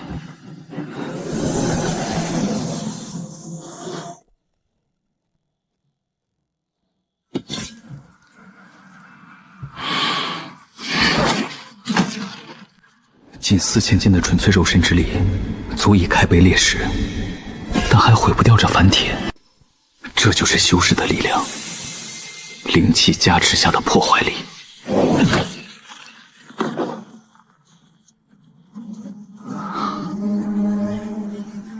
若是打在血肉之躯上，后果无法想象。陈管事，找白管事吗？他可在？几天前就走了，听说托了关系，直接进外门了，真是好运气。哦，知道了，谢谢。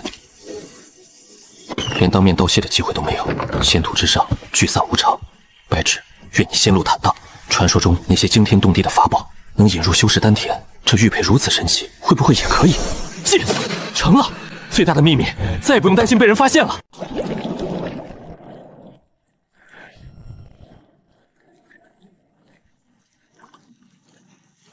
神识辅助，火候的细微变化，药液的排斥与吸引，全在掌控之中。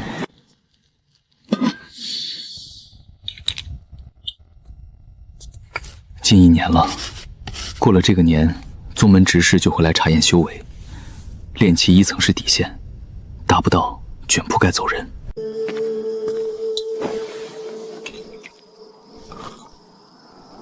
药力几乎感觉不到，只相当于几天的苦修。抗药性，身体对养灵丹彻底麻木了。以我现在的成丹率，去外门当个炼丹童子绰绰有余。不行，一个5星废灵根，1年时间修到炼气2层巅峰，那些高阶炼丹师只要一探查，我身上的秘密必死无疑。必须去坊市换新丹方，买隐匿修为的法器。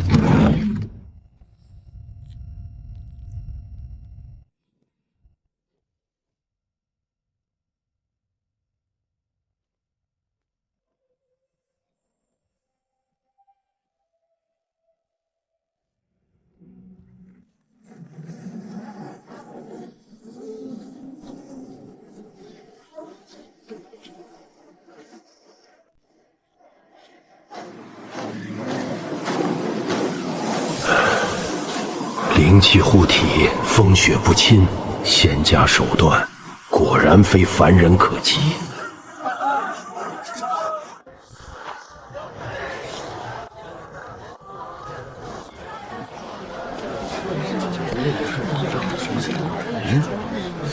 成色尚可，3灵石10枚灵晶行不行？不二家。给我来5粒！我要3粒，给我留2粒！有了这笔灵石，脱胎换骨的本钱就够了。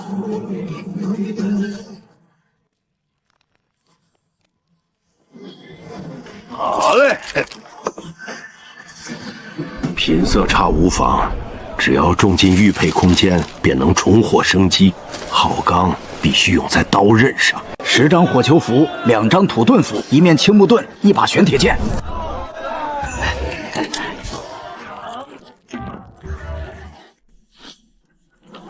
这枚灵石，卖一个消息，宗门隐秘交易处的具体位置。160枚灵石耗尽，换来的是我陈平在这修仙界活下去的獠牙。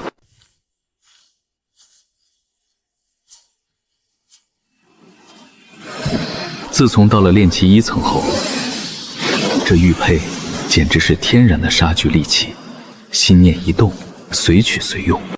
再加上这个可以藏修为的面具，应该能够自保了。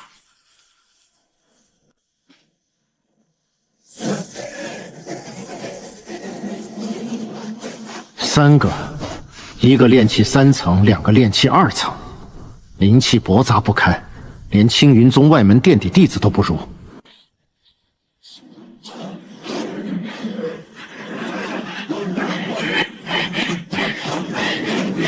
前面那戴面具的，给老子站住！奇怪，小子，你连个储物袋都没有，坊市里买的那些好东西藏哪儿了？识相点儿，把身上值钱的物件全交出来，省得爷几个动手，让你吃皮肉之苦。不要试图偷奸马滑，爷爷盯你一路了。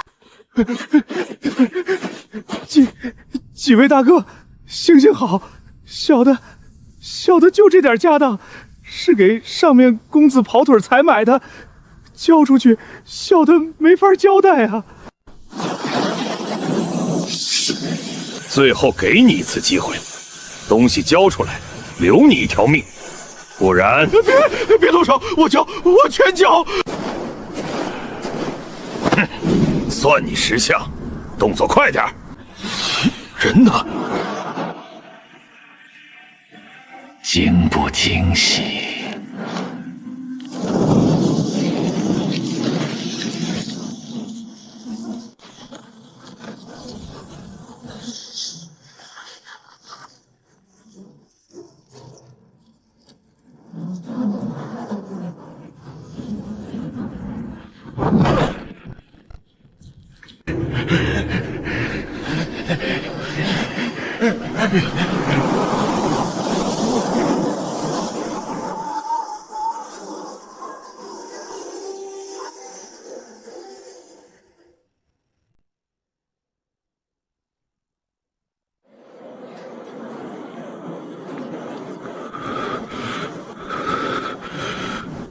我竟然在渴望这种掌控一切的感觉。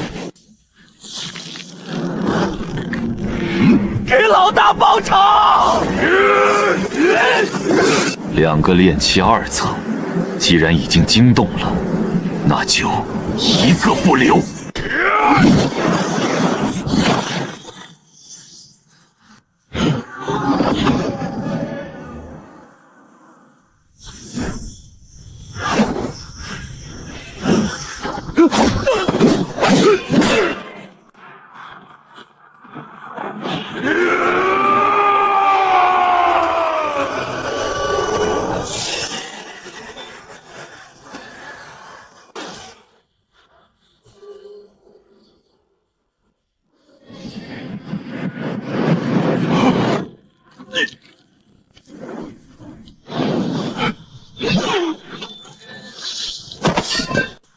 老三！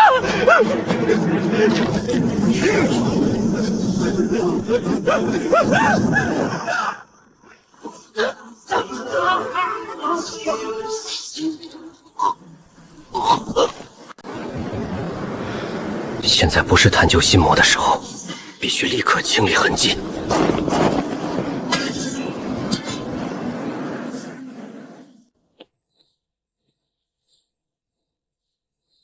穷鬼，这几条命，连我一张火球符的本钱都赚不回来。储物袋，这等稀罕物件，这几个地层杂鼠怎么会搞到手？算是意外之喜。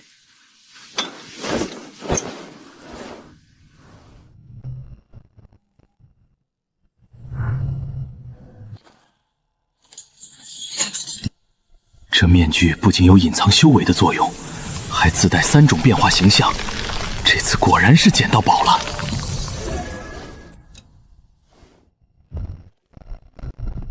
看看哪一个好用。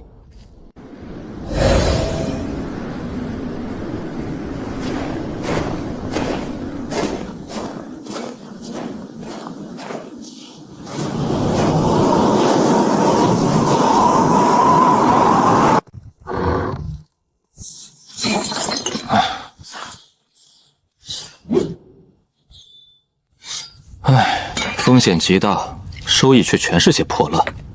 那几个袭击者真是穷得叮当响。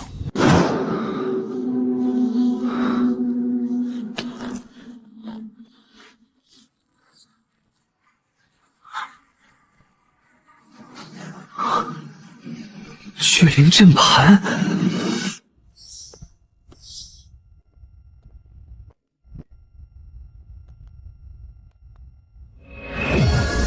灵气浓度足足提升了5成，雪中送炭，有了它，修炼速度必将暴涨。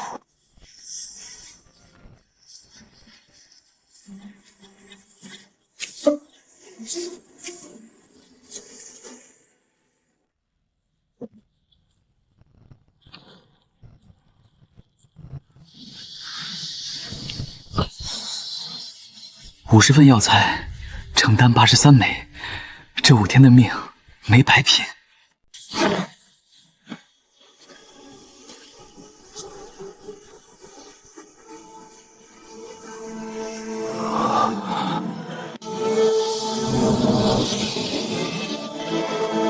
木质化，寒星草变成了寒星树，典籍里从未有过这种记载。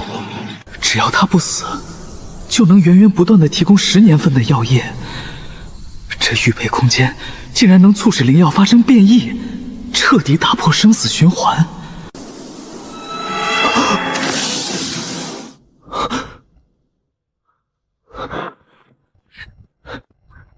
陈平师弟在吗？外门执事堂例行查检。弟子陈平见过执事。入门已近1年，释放气息看看。千鬼面具，全靠你了，压住，死死压住。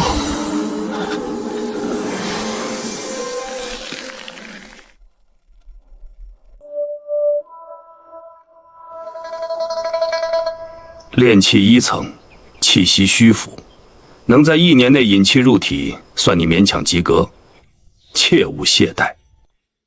多谢执事教诲，弟子定当死命修炼。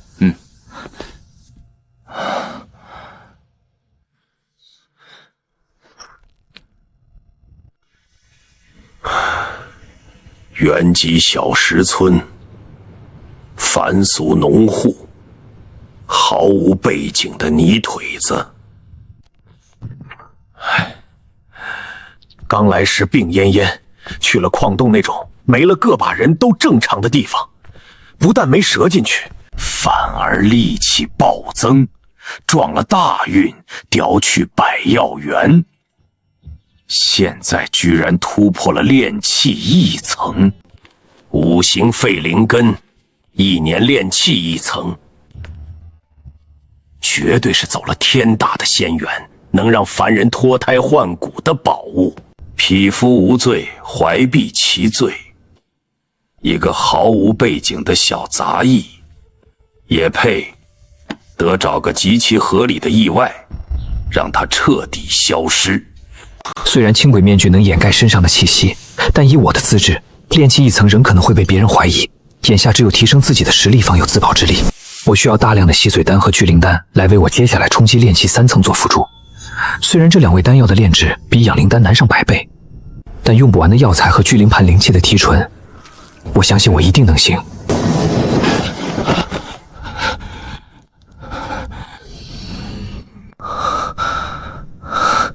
成了，拼了半条命，终于成了。外有执事查验，暗有李英勇这等恶犬窥伺，退一步就是死无葬身之地。所所有的底牌都在这里。今夜不破炼气3层，誓不罢休。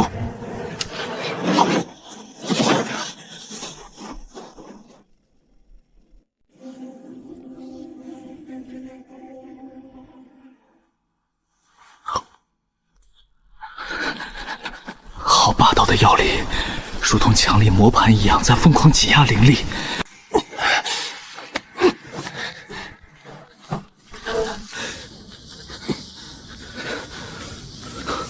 药力不够了，一鼓作气，再来。给我破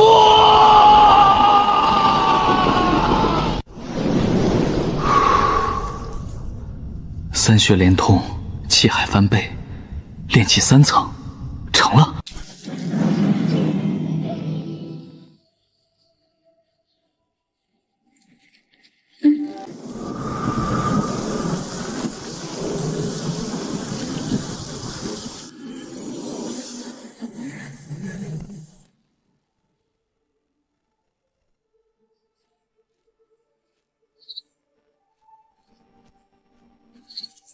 60丈方圆，纤毫毕现，神识的范围和精度发生了质的飞跃。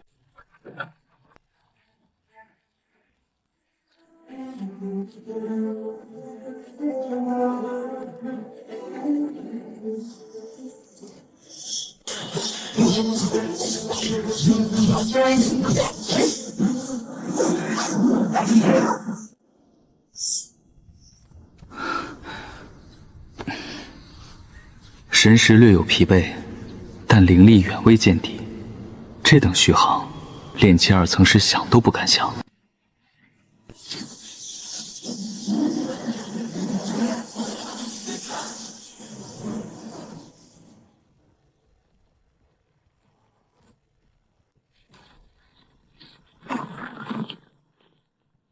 好快的凝聚速度，这等威力，这原本鸡肋的法术终于有了正面杀敌的资格。这一刻，我才真正理解，为何凡人如此渴望踏入仙途。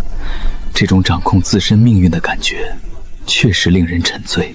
炼气3层，在修真界依然是底层，继续蛰伏，活下去，才是唯一的真理。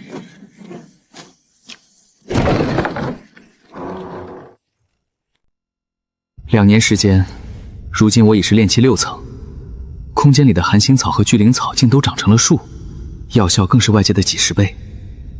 可惜到了瓶颈期，洗髓丹和巨灵丹的助力微乎其微，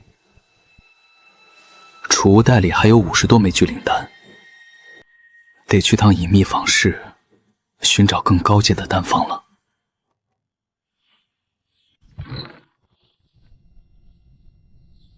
记名弟子陈平，正是弟子。执事堂令谕，3日后辰时，前往山门广场集合，随队前往灵药谷执行采摘任务，不得延误。灵药谷，那向来是由内门或外门精英看守的秘境，何时轮到我一个杂役？敢问师兄，为何是弟子？弟子职责只在照料百药园。有人ถื见你做事勤勉，细心可靠，此乃宗门临时征调，为宗门填补亏空。怎么，你有异议？举荐，是谁想借机除掉我夺宝，还是想夺取我的仙缘？弟子不敢，弟子遵命。哼。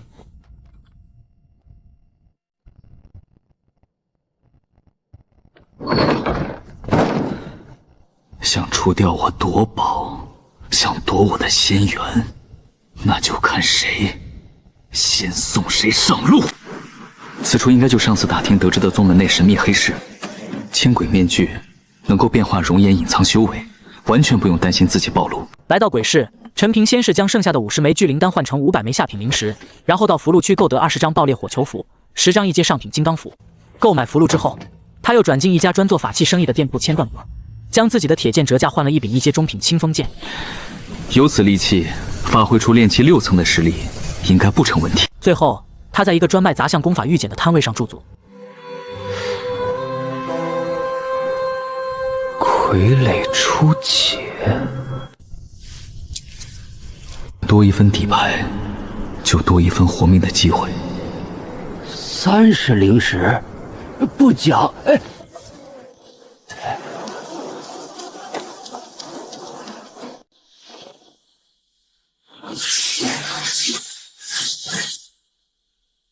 秘境开启7日，装满50贡献点的灵药便可出谷。多采摘出的灵药能够发送宗门奖励。记住，谷内灵药皆有特殊气味，不要私藏。一旦查出后果自负，列队准备入阵。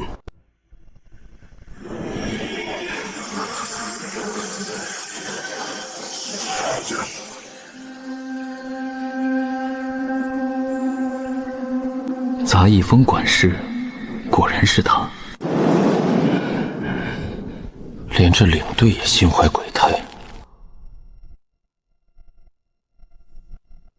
王胖子没有修为也能混进来，如此一来，鱼都入网了。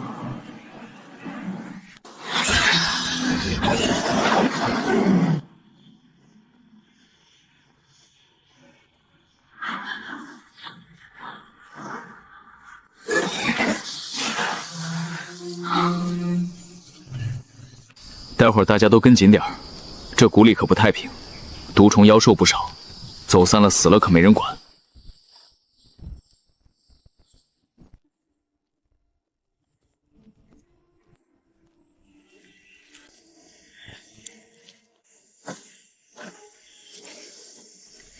仙缘这东西，越少人知道越好。看来他们偷偷离开，是要等时机成熟。好了，就在这片区域分开行动，2人1组，各自采摘。记住，日落前必须回到此地会合，否则后果自负。你跟我来。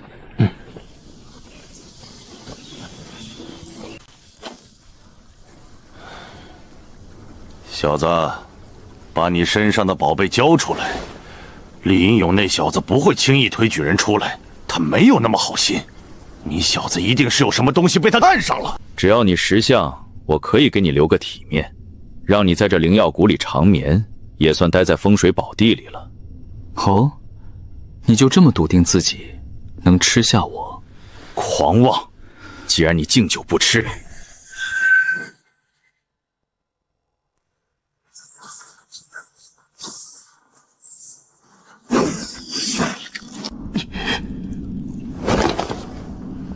急！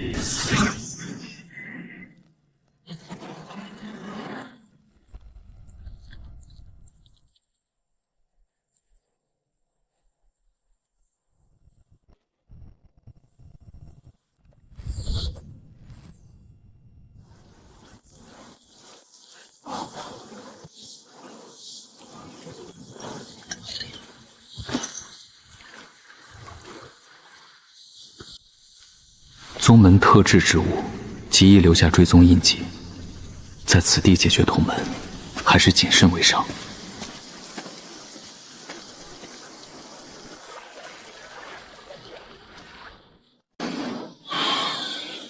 李应勇，这笔账该清算了。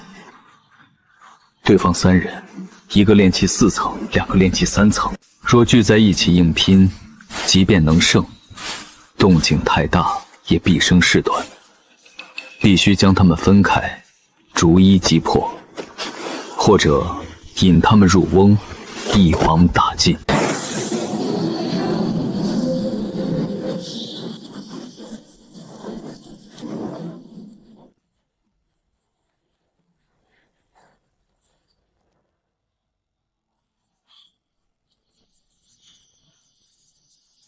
就是这里了，李英勇的忠言之地。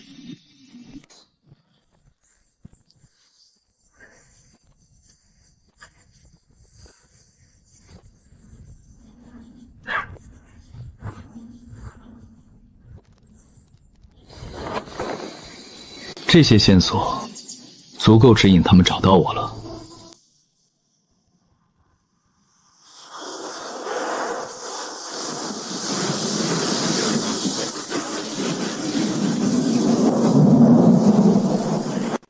找到了，找到了，就在那儿，在那儿。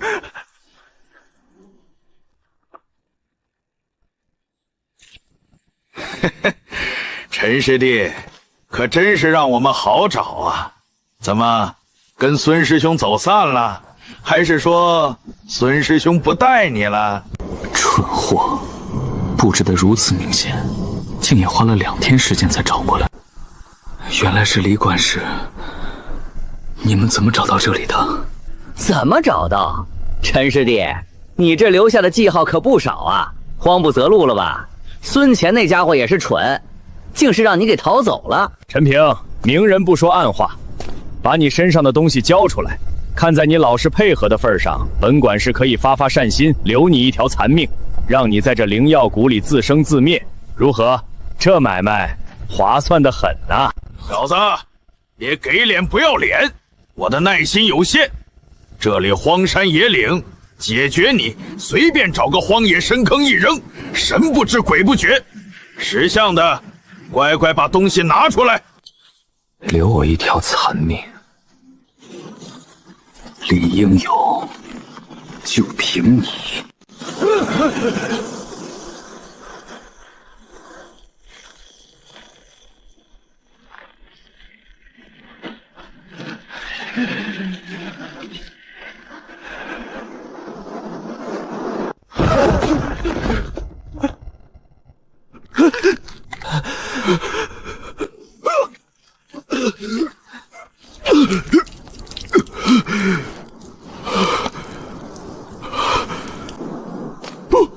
不可能，这不可能！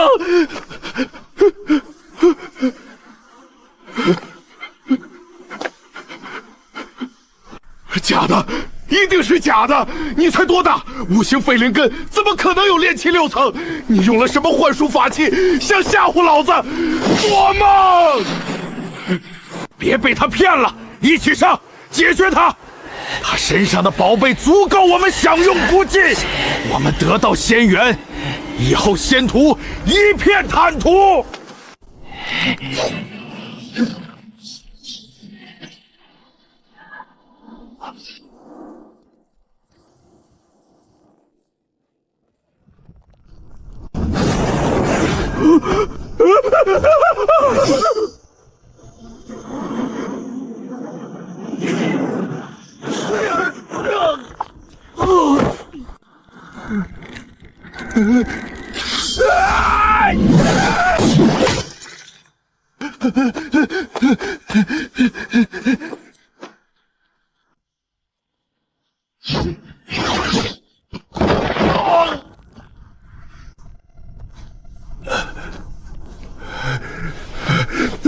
饶命！陈爷爷，我错了，我猪油蒙了心，我不是人。仙缘我不要了，都是你的，饶我一命！我发誓，我李应勇此生绝不再出现在您面前，当牛做马我都愿意。王胖子在哪儿？我说，只要你饶我一命，王胖子，他也进来了，他就在西边，离这里大概30里，有个葫芦口形状的山谷，谷底有个隐蔽的石洞，他就在那洞里藏着，等着我们把你解决掉，好分一杯羹。都是他怂恿的，是他告诉我你有仙缘。陈爷爷，您去找他，饶了我。我就是条狗，您把我当个屁放了吧！葫芦口山谷，隐蔽石洞。对，就是那里。陈师兄明鉴，你。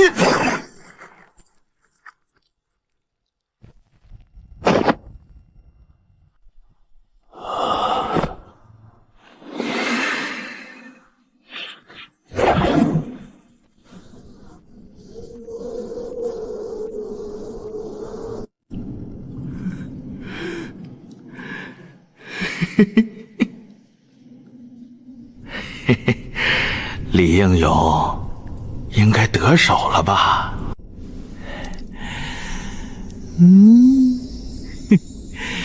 陈平啊，陈平，你这不知天高地厚的小杂种，以为攀上了仙缘就能成为人上人？呸！老子略施小计，借李英勇这把刀，就能把你彻底解决，让你当初在杂役峰敢顶撞老子，让你不识抬举。等李英勇拿着那小子的仙缘回来，老子分一杯羹，一定也能脱胎换骨。等老子也成了仙人，老子也要把那些看不起我的人，全都踩在脚下。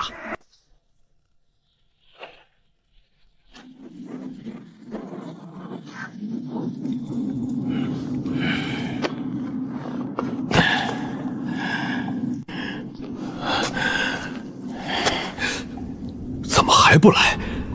难道林勇那蠢货出了岔子？不应该呀！对付一个炼气1层的小崽子，怎么可能失手？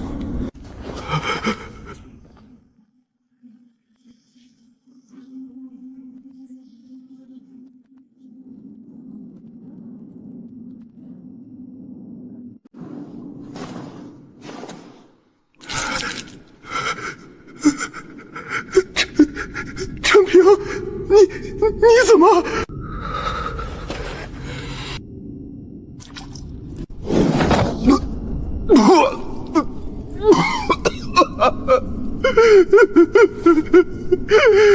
饶命！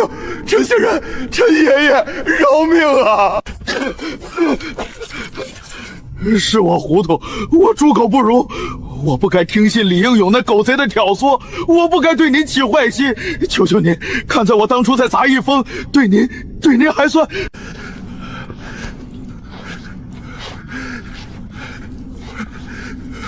饶了我这条贱命，我所有的东西都给您，零食都给您，我给您当牛做马，求求您！饶命！王胖子，从你觊觎我的东西开始，你的命就已经不是你的了。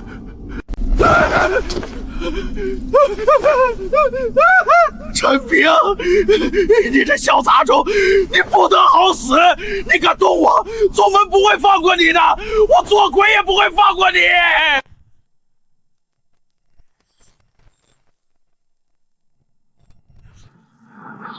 杀！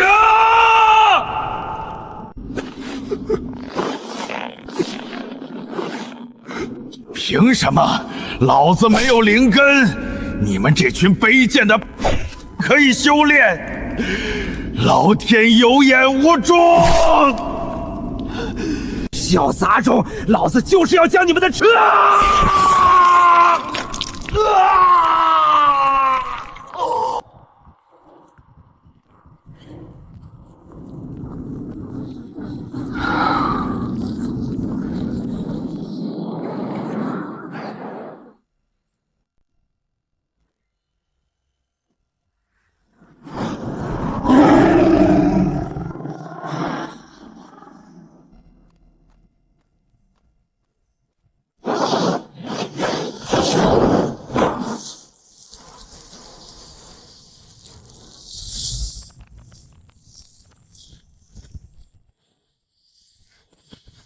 青玉藤3点，地根黄金4点，不到2日，储物袋内的灵药价值已稳超50点。深处必有真药，但也伴随未知死局。为了些许药材去赌命，愚蠢至极。积攒灵石，在百药园自己培育，才是最稳妥的生路。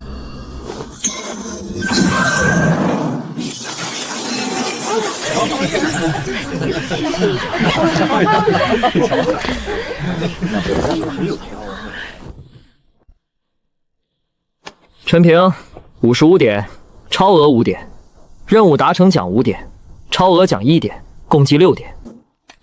勉强达成任务，竟能换算相当于7枚灵石的奖励。宗门看似仁慈，可这庞然大物根本无暇顾及底层。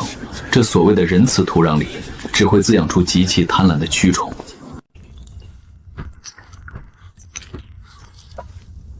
这些低阶大陆货对炼器初期是横财，对我这炼器6层只能换成灵石。我急需能辅助炼器中后期的强力丹方，却黑市风险极大。或者申请加入外门，成为外门弟子，便能名正言顺进入藏经阁、丹药阁。绝不可行。五行废灵根，3年从炼气1层蹿升到3层也是惊世骇俗。若再暴露炼气6层的真实修为，那无异于黑夜中举起火炬，仙缘暴露，等待我的将是比底层蛆虫恐怖千百倍的极其惨烈的死局。树大招风，人强遭击，这炼气6层的修为就是极其致命的破绽，绝不能漏。去黑市碰运气，在此之前，必须先回一趟凡俗矿区，把父母接出来安顿好，永绝后患。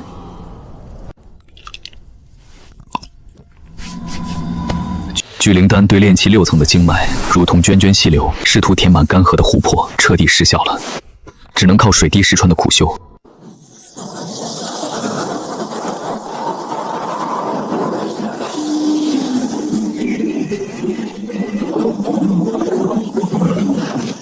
炼气7层，水到渠成。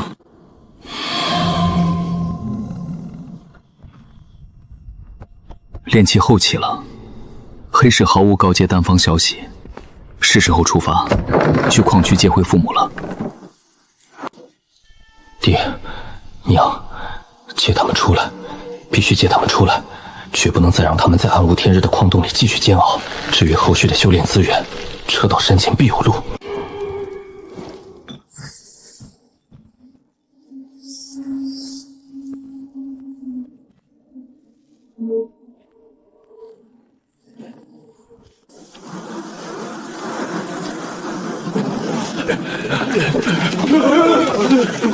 凡人的世界早已千疮百孔，我能做的只有先护住自己的血脉。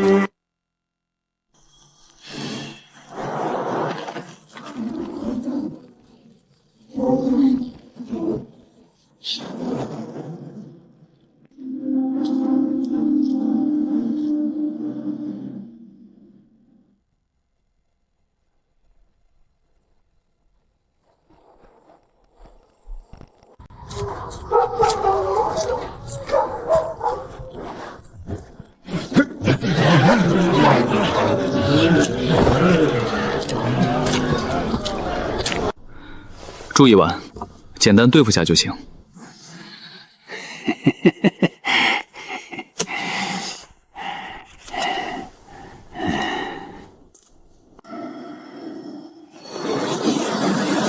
3号坑又塌了，埋了7、8个，老刘头家那小子也在里头。听说南边脉下去的人没一个能撑过3天的，上面急着要货，哪管死活。老陈头家那俩口子是不是还在废坑那边造孽啊？嘘，小声点儿，让监工听见你也想去废坑。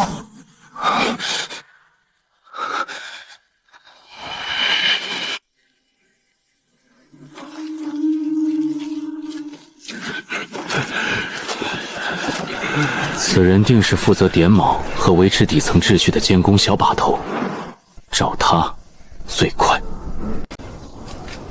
哼，一边去，别挡道！这里不是你们这些公子哥游山玩水的地方，滚远点！这位管事大哥，跟您打听个事儿。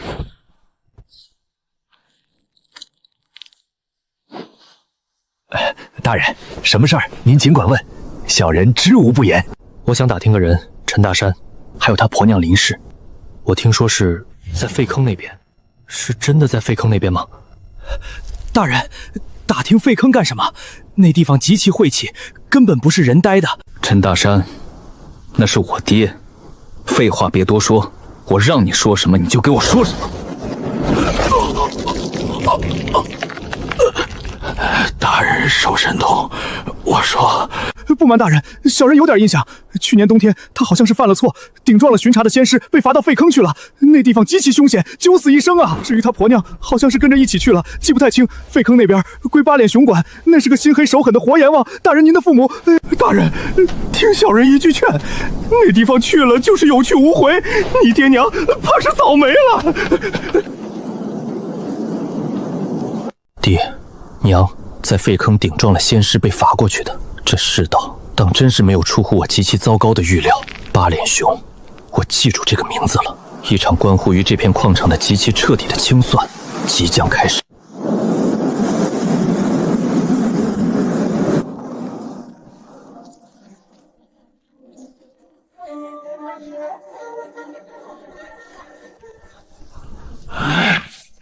废坑挪往西走到头，看见一堆极腐烂的木头架子，旁边有个快塌了的破房子，再往里最深最黑的坑口就是里面那全是那个狠毒的家伙，还有脸上老大一条疤，掉丑陋的蜈蚣似的，就住那破房子里。他心黑手狠，专管废坑的矿渣，进去的人就极其彻底的不是人了。一连几天没有看到父母的极其微小的影子，不能再等了。不论如何，活要见人，死要见尸。蜈蚣疤魁梧壮硕，这无疑就是八脸熊。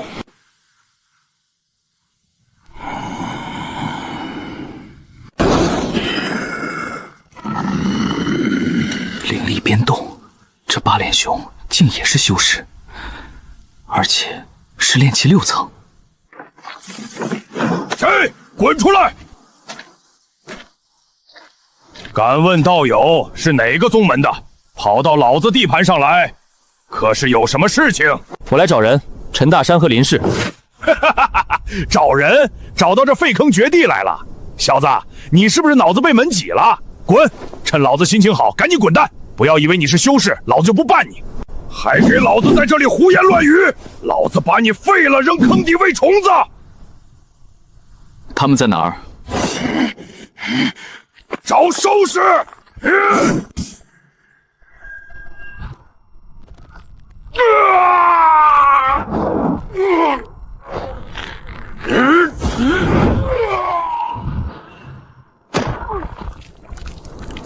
他们在哪儿？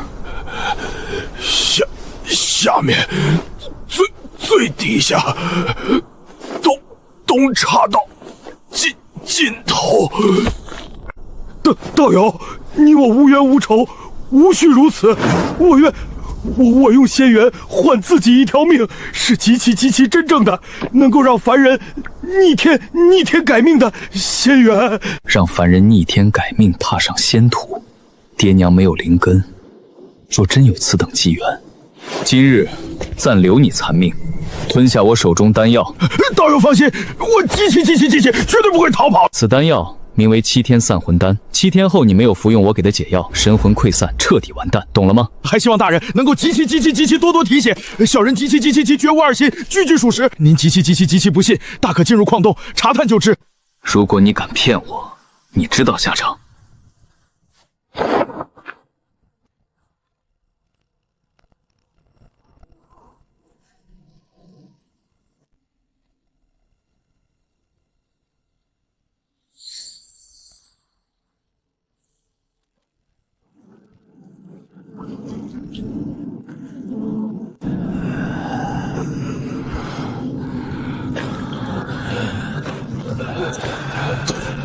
最底下，东岔道尽头。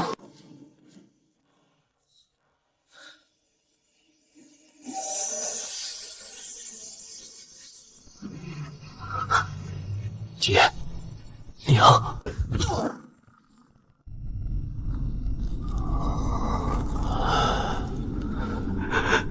爹，娘。是平儿，平儿，是我的平儿，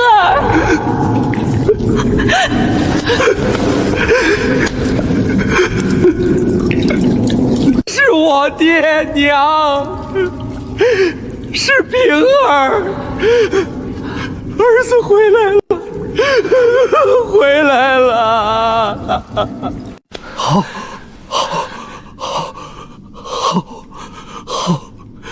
值了，当年让你走对了，长高了，也结实了，娘就知道我儿有出息，能活着回来，还能健健康康的活着回来。有出息。若无玉佩，我们一家3口早已在这无尽的重压下彻底化为枯骨。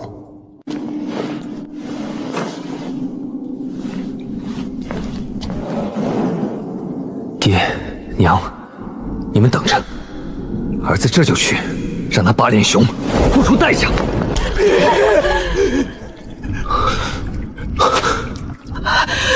平儿，不能动他，是他保下了爹娘这条命啊！这年，爹想给你娘扯块布做件新衣，冬天太冷了，就藏了点矿渣里的碎矿，想换点钱，被监工抓住了。那仙师姓马的，二话不说就要当场处置了我们，说矿上的规矩，偷矿就是没命。是熊管事，八脸熊。他当时在场，听我们说了几句话。他说，2个废人解决掉也脏了仙师的手，不如扔到废坑里自生自灭，还能榨点力气。后来就把我们送到了这里，没再打骂，每天还给一顿稠粥，活儿也比外面少一半。没有他，爹娘早就被那仙师一掌拍没了，骨头都烂没了。他算我们半个恩人。半个恩人，他们哪里知道，这废坑深处弥漫的灵金粉尘，对于凡人而言，就是持骨的浊气。这皮肤下青黑的脉络，正是致命的暗疾。八脸熊哪里是发善心，分明是看中他们还能为这废矿榨取最后价值，留他们一命，如同圈养的苦力，用一顿稀粥换取他们在这浊气里像蜡烛一样无声无息的燃尽。罢了，真相下的残酷只会将他们的意志彻底压垮。八脸熊，这笔账稍后再算。爹，娘，儿子已经知晓了，你们身子太虚了，先别想别的。儿子这里有些丹药，能帮你们去除病气。来，先服下。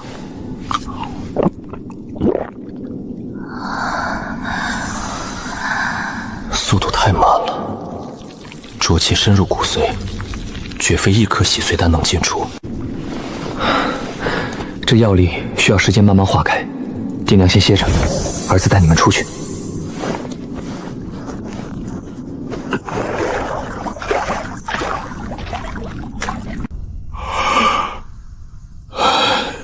大人，你出来了！大人，这是令尊令堂当初签下的契书，小的一直替他们保管着呢，如今物归原主。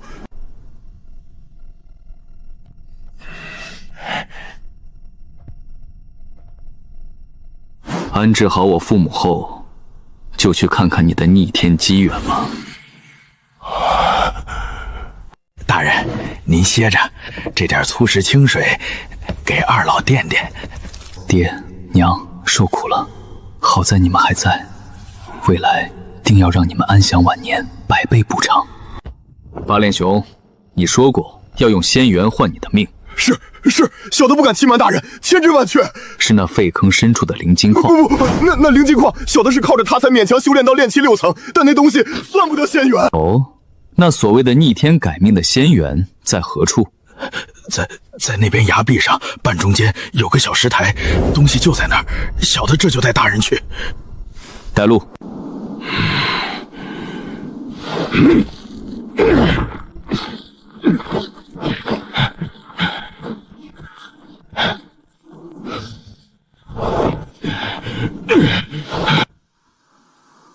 阴灵藤，大人果然见多识广，就是此物。小的当年还是个在矿上苟延残喘的力夫，无意中发现了它，把它吞了。吞下之后，小的体内就多了一股阴寒气流，能引气入体了。小的就是靠着它踏上了仙人的世界，不仅成了外门弟子，还修炼到了炼气6层，在同辈中排名积靠前。愚蠢之极！这阴灵藤别名绝土藤，它强行构筑的伪灵根，最多支撑到炼气3层便是绝路。更可怕的是，它以极其疯狂燃烧服用者的本命精元和寿元为代价，看似踏入仙途，实则是在用命换取微弱力量，最终只会消散的极其痛苦。更何况藤蔓部分凡人吃了只会躯体崩溃，他能活下来只是运气好。吞了根部，这就是你说的逆天改命。大人饶命！小的当年就是个绝望的力夫啊，能活下来，能有点力气，不被轻易打废，对小的来说，他就是天大的仙缘啊！大人，您看，您仔细看看他的根，小的总觉得他有点不一样。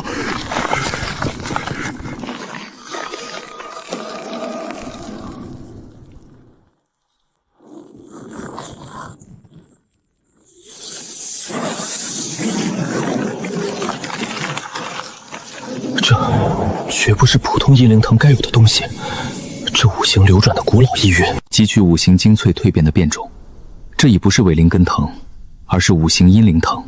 若在天地间默默生长万载，甚至能化为长生药、不死药，踏上成仙大道。可惜，最精华的主根须被八脸熊吞噬，本源被夺，生机根本已断。这暗紫色的灰败并非伪装，而是生命力即将彻底枯竭。灯油已枯，灯芯将残。若无逆天灵物重塑本源，顶多再撑1年半载，这簇五彩光华必将熄灭，化为尘土。冥冥中自有天意。我需要为父母寻找仙途希望，而我恰好有那片能化腐朽为神奇的黑土地，这就是他的一线生机。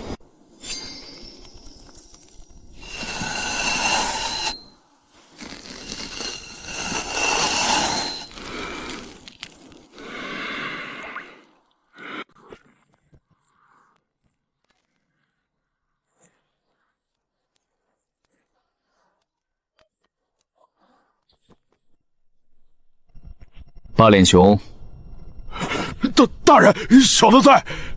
你说你用仙元换命，这株藤我收下了，你的命可以留下。不过，你今后如何，我给你2条路选。第一条路，跟我走，回青云宗。你的任务是保护我父母的安全，确保他们在宗门内不受任何滋扰。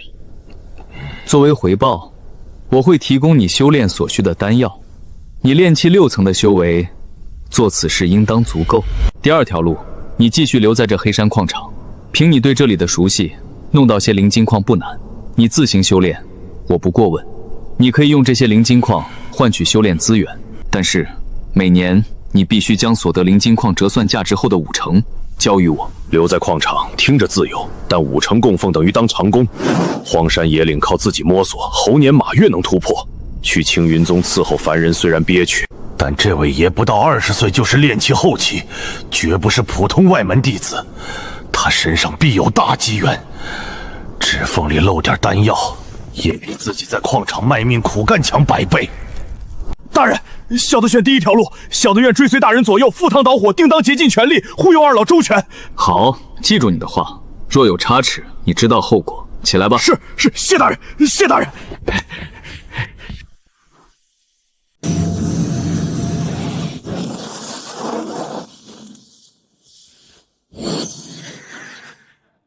炼气9层，傀儡术初窥门解，父母体内的浊气也排得差不多了。阴灵藤在黑土地中分株存活，是时候让他们也踏上这条路了。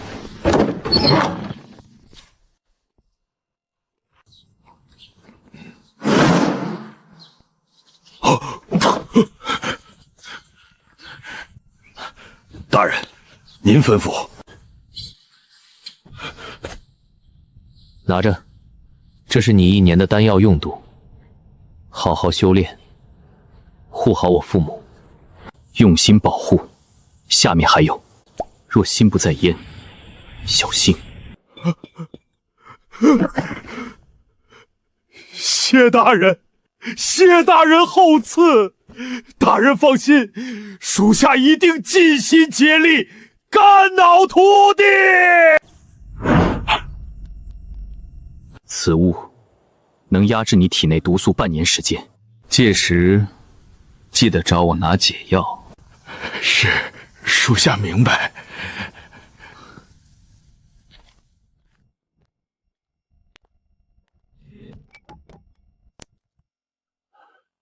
平儿，这是啥？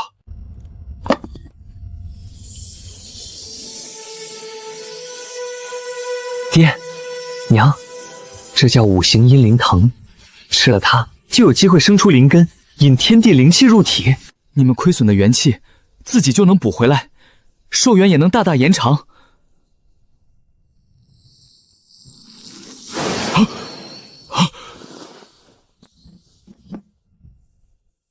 平儿，这东西太金贵了。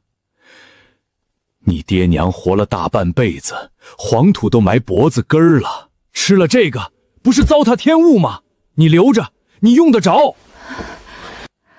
是啊，平儿，这宝贝你自己用，将来娶媳妇、生娃娃都用得着。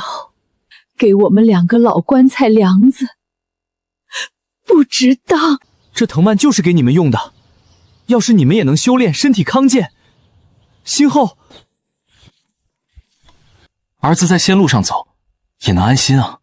不行，小时候家里穷，没能给你好的，如今你有仙缘，我们怎么能再拖累你？拿回去，再提这事，我跟你急。爹娘，你们听我说，这5行阴灵藤我种了一大片，少说也有30-40株，这2株只是其中长得最好的，特意给你们留的。我那儿还有的是30-40株。平儿，你可别为了哄我们吃药就瞎说。千真万确，这东西种下去长得飞快，这2株只是其中长得最好的。你们要是不信，等你们好了，我给你们看存货。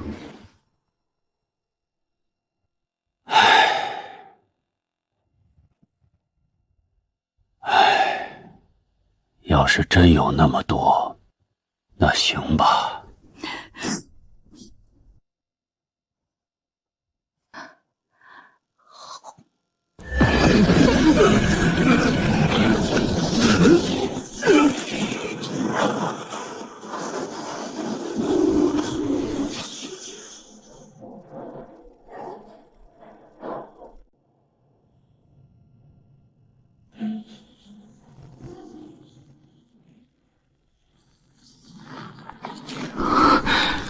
藤蔓成型了，形态比元惊天体内的伪灵根更加粗壮清晰。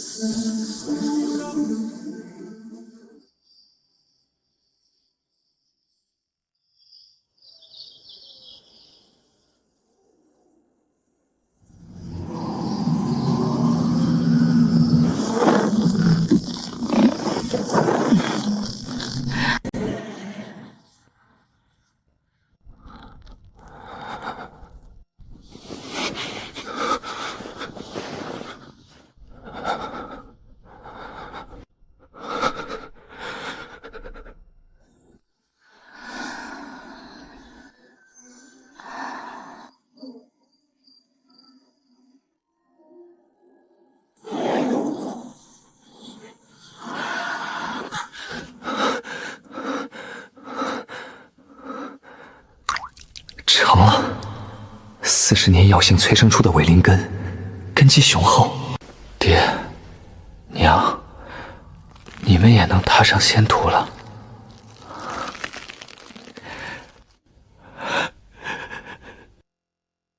1个月了，爹娘体内的阴灵藤伪灵根终于稳固，配合丹药已踏入炼气1层。接下来我也该为冲击筑基做准备了。倒也没有懈怠，做做准备，半年后入外门，也该给宗门发光发热了。敢问师兄，不是需要通过外门大比，选择前列的记名弟子才能加入宗门吗？怎么？宗门认为此举太过繁琐，限制了弟子们的发展，省去这步骤了。从3年前开始，宗门规则就定为能在5年内踏入炼气3层的记名弟子，直接纳入外门。不对劲，外门人弟子的俸禄比记名弟子高出数倍，不经大比，宗门内恐生了大变故。别想太多，就像以前一样，你领你的俸禄，帮宗门做点事就行。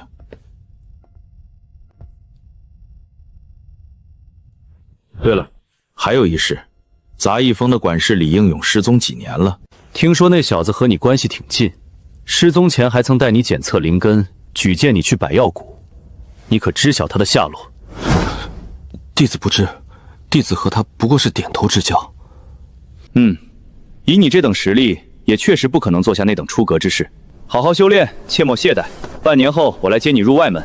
果然，宗门还在调查李应勇的事，不过无妨。等我突破筑基，一切问题都不再是问题。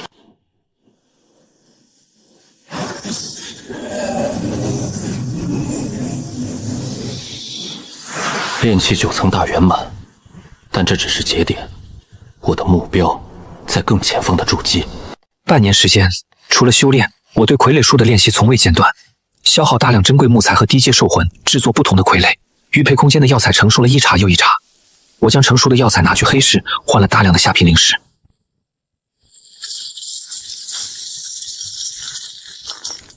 3万灵石，距离筑基丹的市价只差2万多。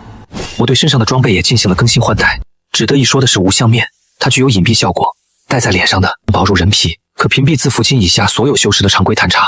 各种符箓也是自己用来护身和战斗的依仗。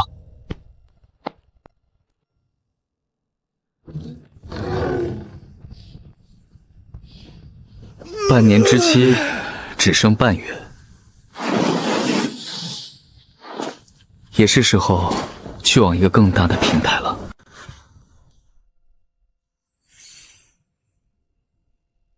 爹娘，元惊天，此物是1阶中品逆袭面，能遮掩真实修为气息。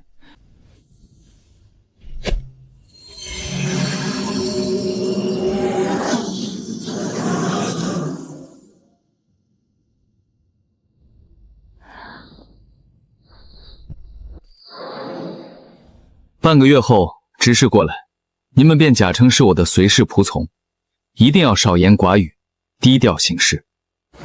属下明白。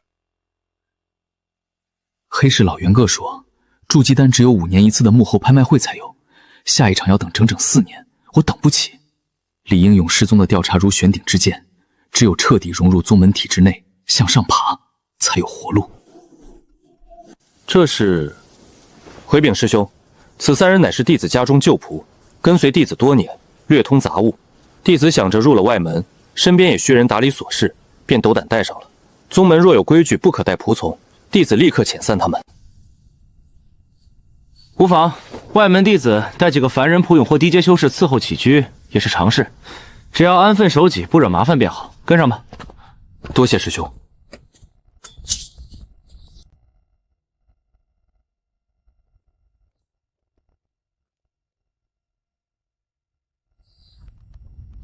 姓名：陈平。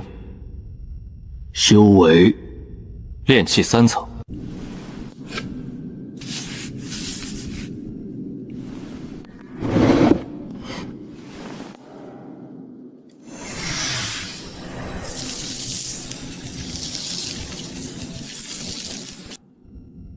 滴血。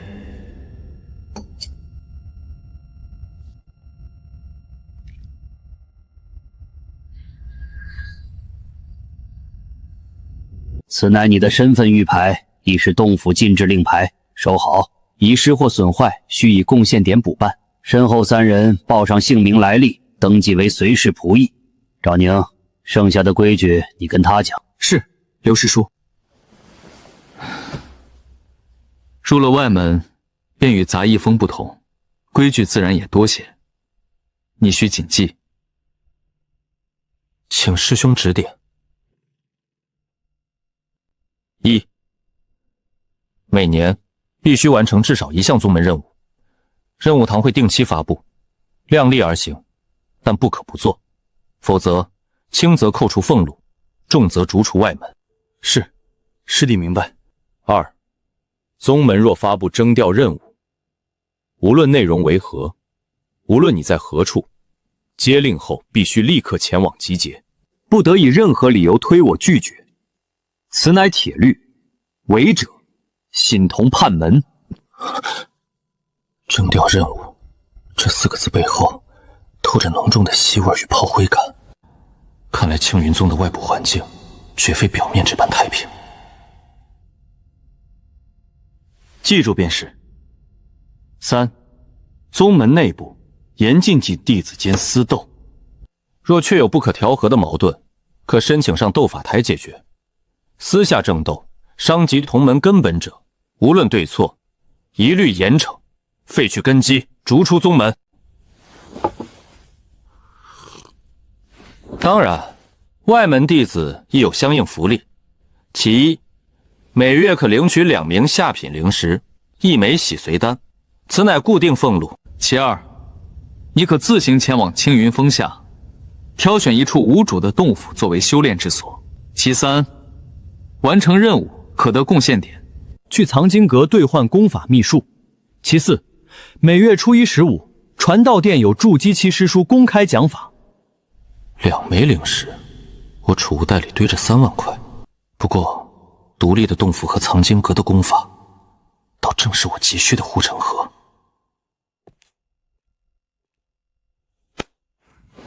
多谢赵师兄悉心指点，师弟铭记于心。同门之间理应如此。走吧，带你去青云峰选洞府。这落脚之处可是大事。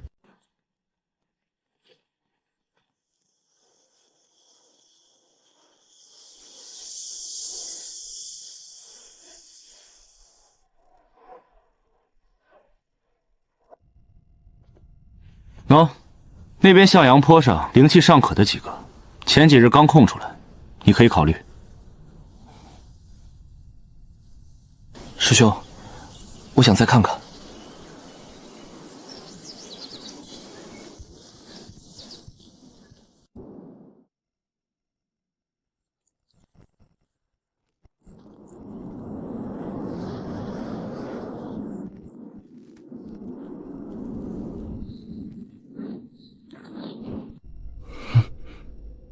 陈师弟，你确定选这里？此地太过偏僻，灵气稀薄。你看这外面10亩荒地，土质干成这样，想种点灵谷都难，得不偿失啊！师兄，师弟根基浅薄，此地虽然灵气差些，胜在平静，无人打扰。外面这10亩地，师弟慢慢拾掇，种点好活的灵药补贴修炼，清苦些，总好过与人争抢，惹来是非。荒地，贫瘠，简直是天赐的宝地。这巨大的山岩遮蔽了一切视线，偏僻无人。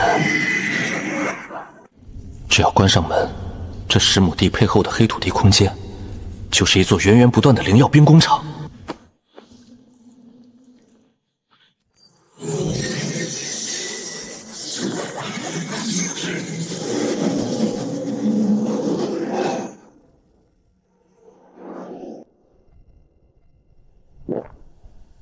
陈师弟，今日之言出我口入你耳，宗门近来不太平，玄一门知道吧？西北那个与我们青云宗比邻的宗门，略有耳闻。哼，就是这群狼子野心的东西，为争夺边境新发现的一条中型灵石矿脉，悍然撕毁了两宗维持100年的和平约定。3年多前，他们便已开始不断袭扰我宗矿脉驻点和边境据点，不断折损我宗弟子。此等深仇，岂能不报？1年前，宗门高层震怒，已正式下达谕令，向玄一门宣战。如今两宗边境区域已是斗法不休，冲突不断升级。宗门抽调了大批精锐弟子前往前线，外门人手也因此变得紧缺，这才有了降低门槛、广纳记名弟子入外门的举措。我告诉你这些，是让你心里有个数。外门任务堂里那些奖励丰厚的任务，尤其是需要离宗远行的，10有8九与前线有关，风险大。你根基尚浅，切记，能不去远离宗门之地，就千万别去。老老实实接些宗门内部的看守、巡山、种植之类的杂物，虽贡献点少些，胜在安稳。莫要一时冲动，断送了斗机。宗门大战，难怪会饥不择食的扩招。前线如同一个巨大的绞肉机，外门弟子填进去，连消耗品都算不上。蛰伏，必须蛰伏。爹，娘，袁今天，我们进去吧。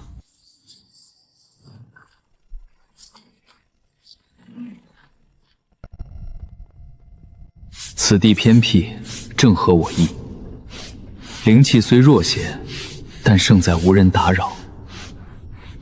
外面那片荒地，待我稍加整理，引些灵泉水灌溉，再弄点灵土改善，未必不能种些东西，至少安全。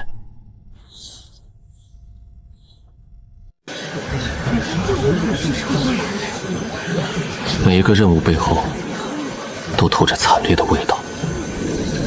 这300、500的贡献点是用命填出来的。一个安全任务，平均15天得3点贡献，兑换筑基丹需要3万点，完成1万个任务，不吃不喝需要410年。此路不通，去前线搏命更不可能，必须寻找其他途径。听说了没？下个月宗门秘境要开了，我决定报名去碰碰运气。你疯了？那里面妖兽横行，危险得很。怕什么？富贵险中求，只要能在里面采到一株筑基丹主药，带出来上交宗门，就能直接换取1枚筑基丹。比起去前线当消耗品，我宁愿去秘境里搏一把。远离秘境，采集主药，按比例兑换，这才是适合我的路。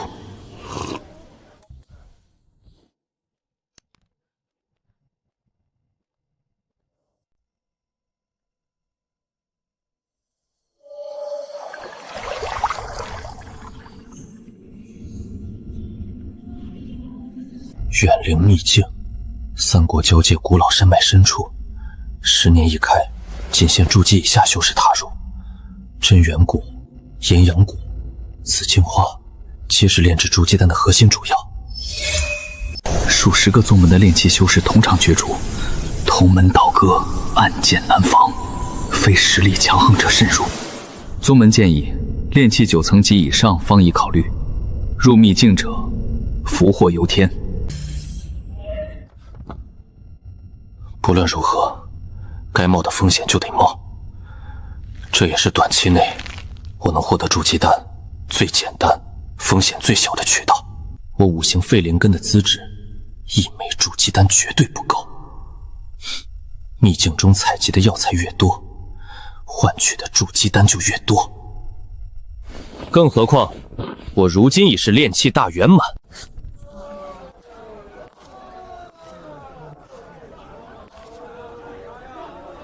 姓名何事？陈平，报名参加远灵秘境。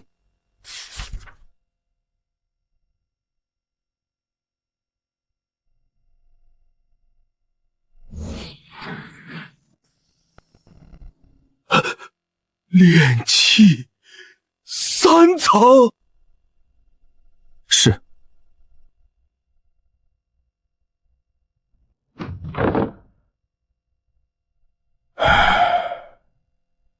你要报名远灵秘境？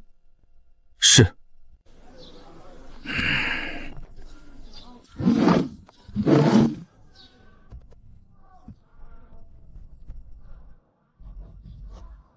姓名：陈平，洞府编号：青云山，丁字172号。修为：炼器3层。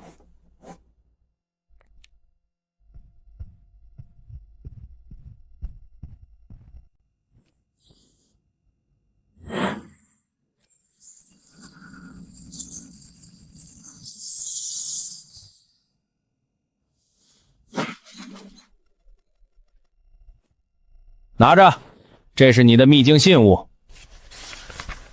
1个月后卯时3刻，山门广场集合，过时不候。规矩都知道吧？福祸由天，所得药材出秘境后，需按规矩上交兑换。知道。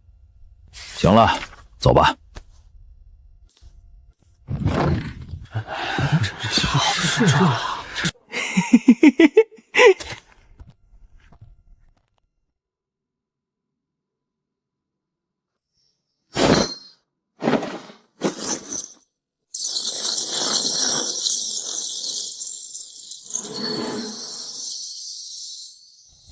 3万多下品灵石，对我而言暂时失去作用。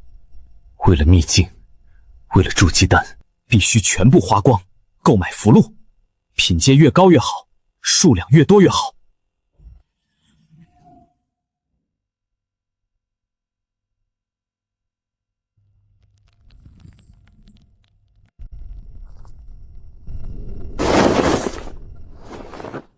接下来的几天，我幻化不同的身份样子，在青云宗黑石内购得不同种类的附录，有攻击类、防御类、遁逃类、隐匿辅助类等，为不久后的秘境开放做足了准备。500张1阶极品符箓，火蛇、冰锥、金甲、神行、莲息，涵盖所有战与辅助方向。3万灵石，以尽数战斗，以尽数化为这堆底牌。30张2阶下品符箓，每一张都价值500灵石以上，这是能越界杀敌、扭转乾坤的利器。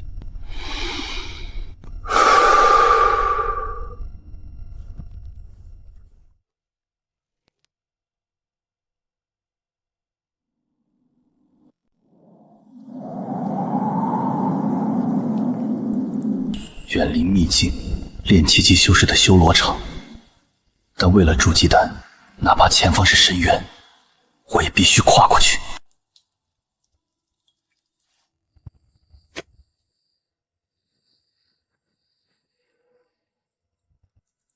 爹，娘，接下来一段时日，我要离宗一趟，归期不定。平儿，不管去哪儿，不管干啥，记住一条，保命要紧。打不过就跑，不丢人。只有囫囵个回来，才有往后。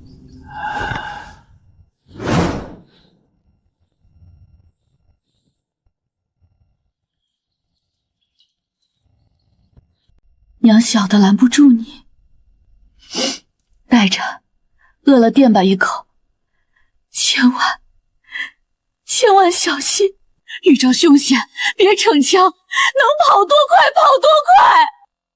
孩儿记住了。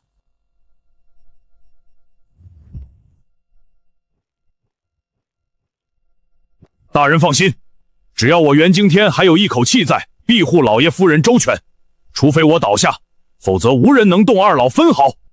有劳了。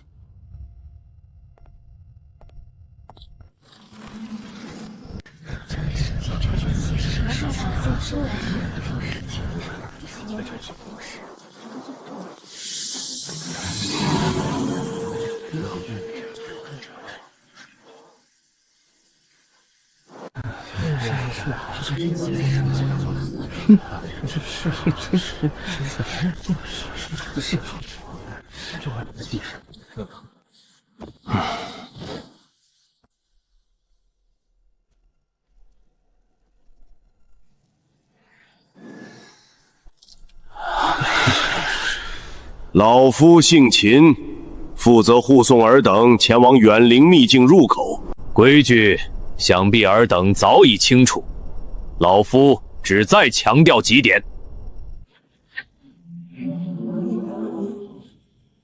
其一，秘境之内危机四伏，保命为第一要位，莫要贪功冒进。其二，遇险可寻求同门助力，但人心叵测，害人之心不可有，防人之心不可无。其三，秘境开启时限2月，时间一到，必须赶往中心区域凌云峰传送阵，过时不候。其次，地图预检中标注的绝险命地严禁靠近，违者绝无生路。其五，入口传送随机，落地后尽快寻同门会合。其六，采摘所得筑基丹主药，出秘境后统一上交，10份主药，换取1枚筑基丹。宗门不立赏赐，登船。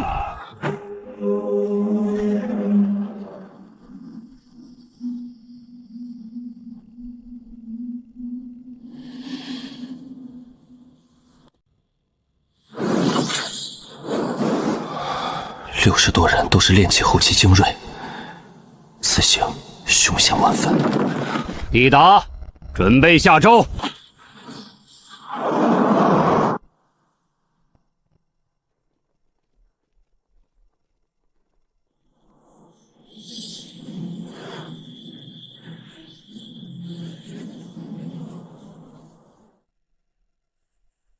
入口空间变动不稳，每次仅容3、5人同时进入。记住老夫所言，2月后凌云峰顶。现在进！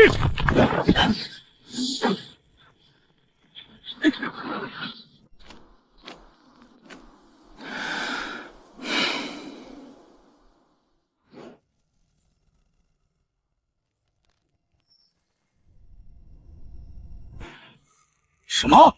炼气3层？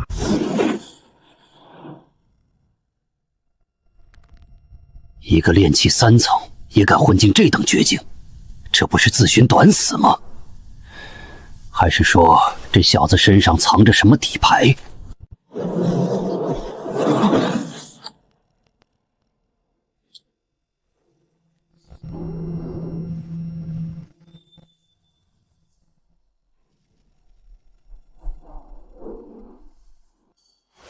好浓郁的灵气，这等环境，难怪能孕育出那些天才地宝。随机传送，果然偏僻，距离核心的凌云峰至少半个月脚程。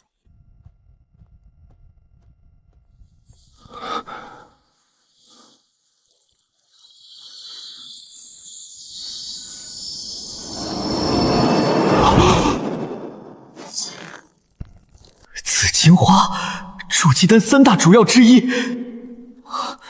才入秘境半天，竟能遇到此等机缘。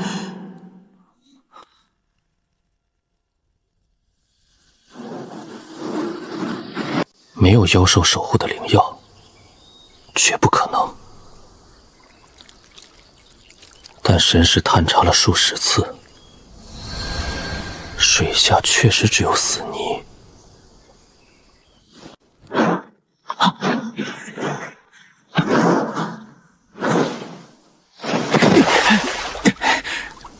运气不错，3株紫金花，神识扫过，竟然真没有妖兽守护。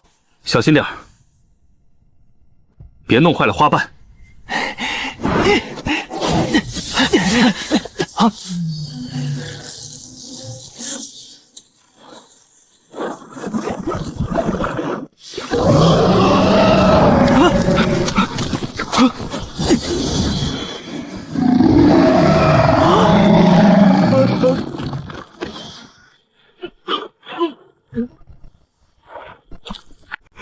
二师兄，是独爪巨蛙，2阶下品妖兽，跑，赶紧跑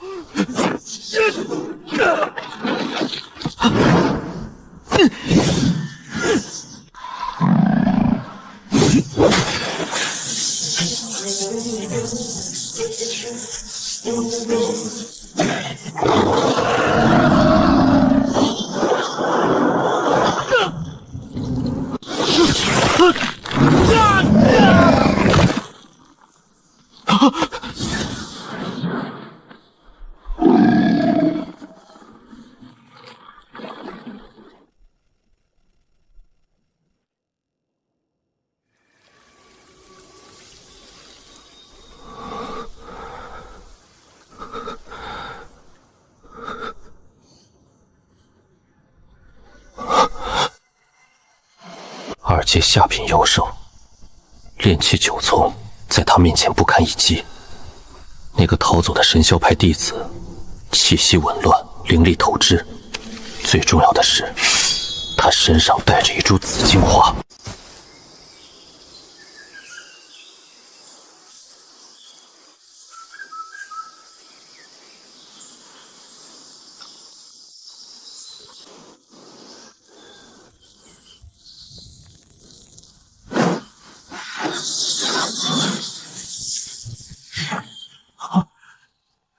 青云宗的杂碎，炼气3层，莫非你也要劫道不成？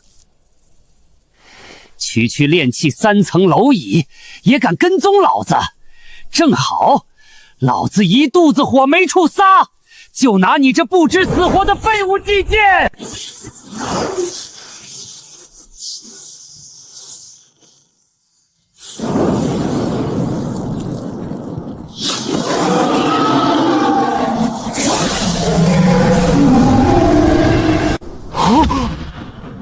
一阶极品火蛇符，3掌！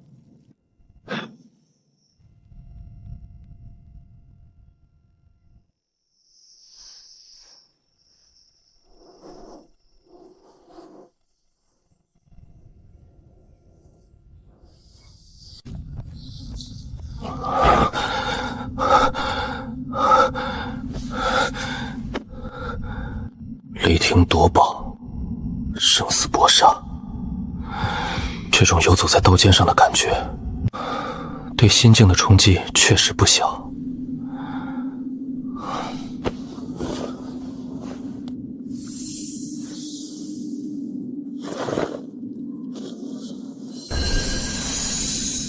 第一份主要到手，宗门规矩，10株主要换1枚筑基丹。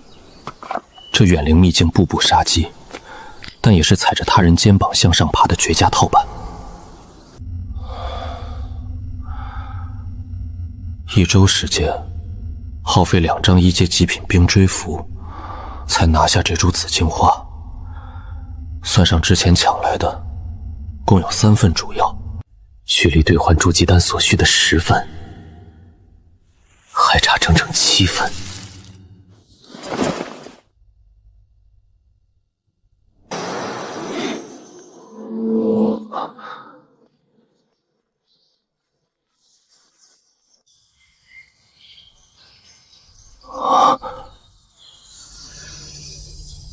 圆圆果，筑基丹最核心的主要，100年开花结果，一树通常只结1果，这株竟有整整6枚，抵得上12份其他主要。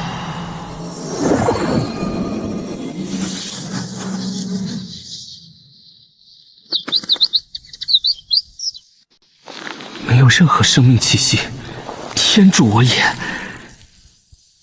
连树带果全部移植到黑土地空间。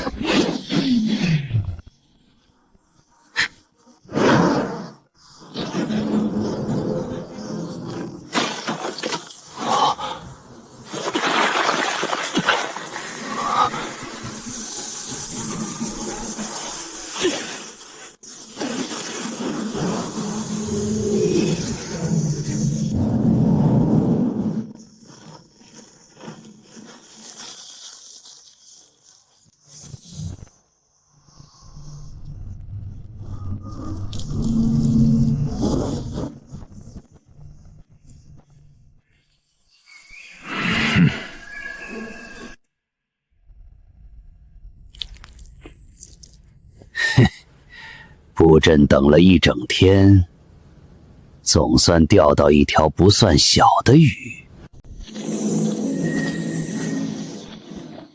哼，青云宗的小子，把身上所有储物袋和采摘的灵药交出来，然后自费修为。爷爷可以考虑给你个痛快，否则让你尝尝被活埋的滋味。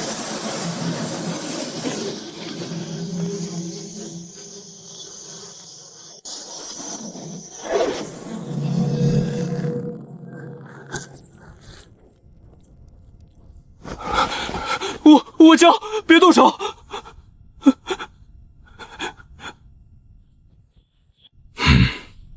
去，把他的储物袋拿过来，小心点儿，别让这废物耍花样。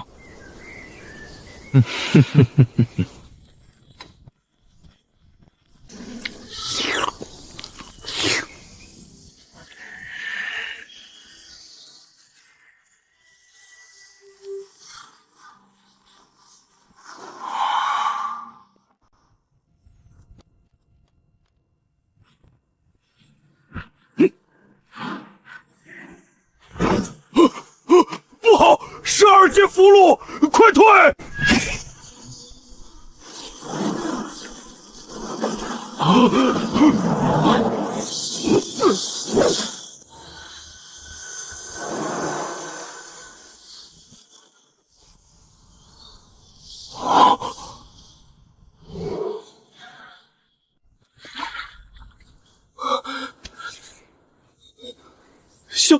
消失了。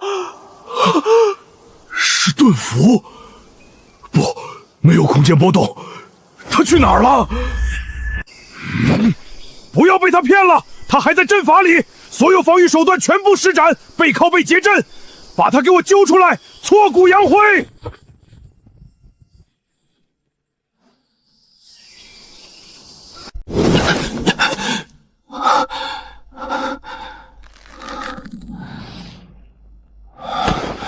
8个人解决了3个，外面还有5个炼气9层结成了铁桶阵。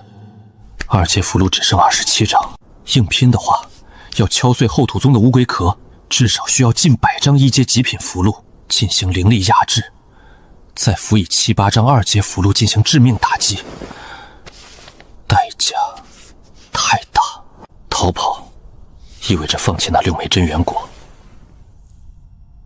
筑基丹的核心主药。错过了这次，或许此生再无机缘。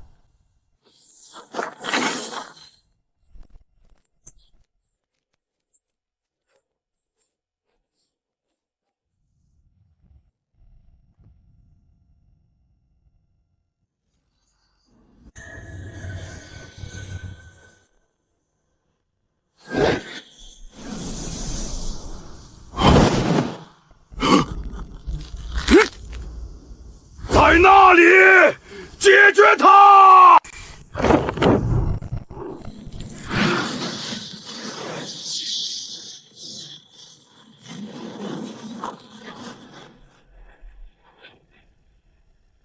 屏住，截后土壁！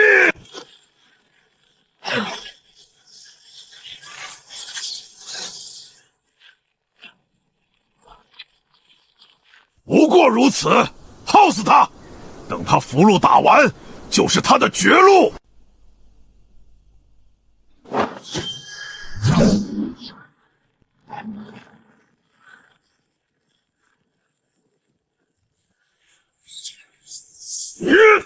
斩断藤蔓，加固土壁。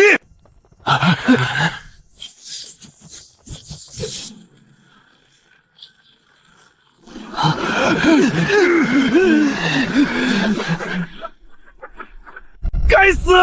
他到底有多少符箓？再这样下去，我们体内的灵气被耗空，全得死在这儿。5、60张1阶极品符箓，近3000灵石，半盏茶就砸干净了，不能等了。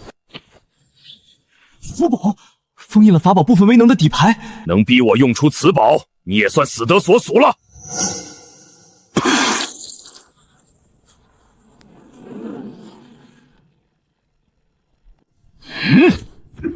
给我破！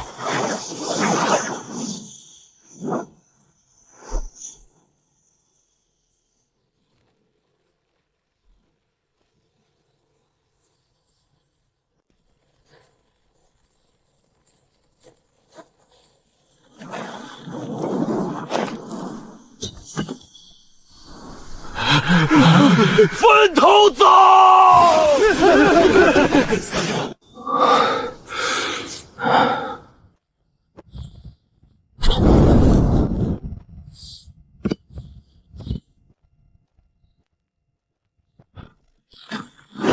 无视特定地脉属性的依赖，强行转化本源养分。这黑土地简直是造物主的手段。用不了多久，这2枚果实就能彻底成熟。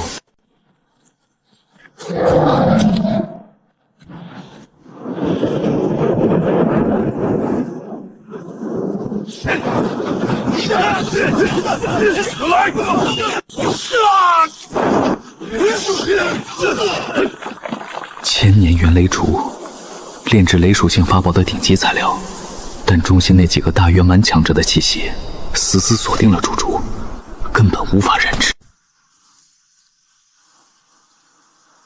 千年元雷烛的新生笋，虽然不能炼气，但它蕴含本源生机，是活的。只要挖进黑土地，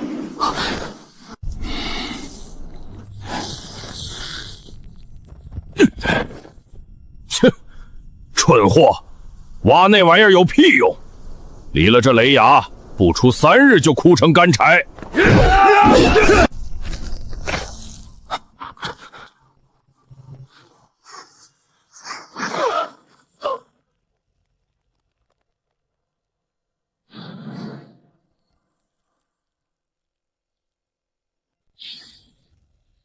青云宗，白月，此烛归我青云宗了，谁有异议？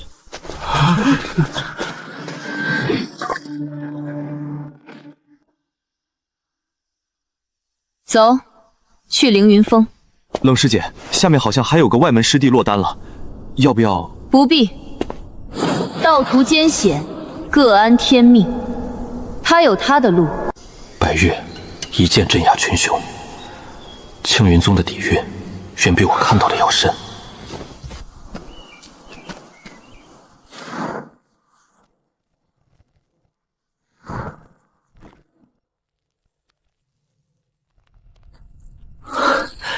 果然可以。黑土地的规则能完美替代天雷淬炼与特殊岩层。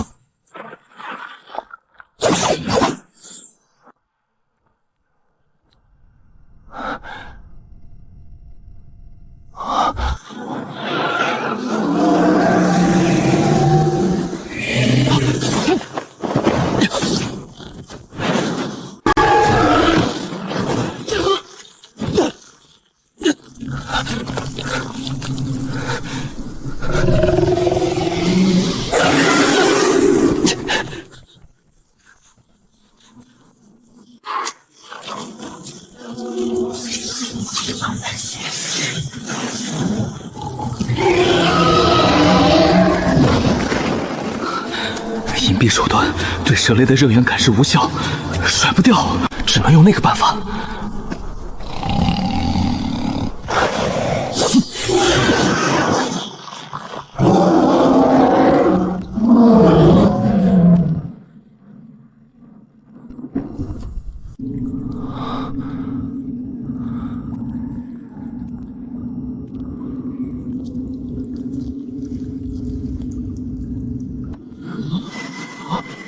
传送阵，退！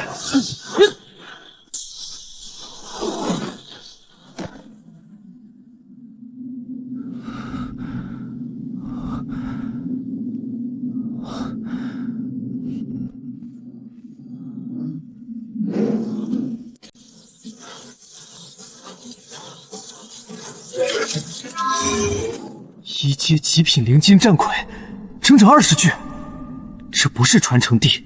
这是绝杀的坟冢！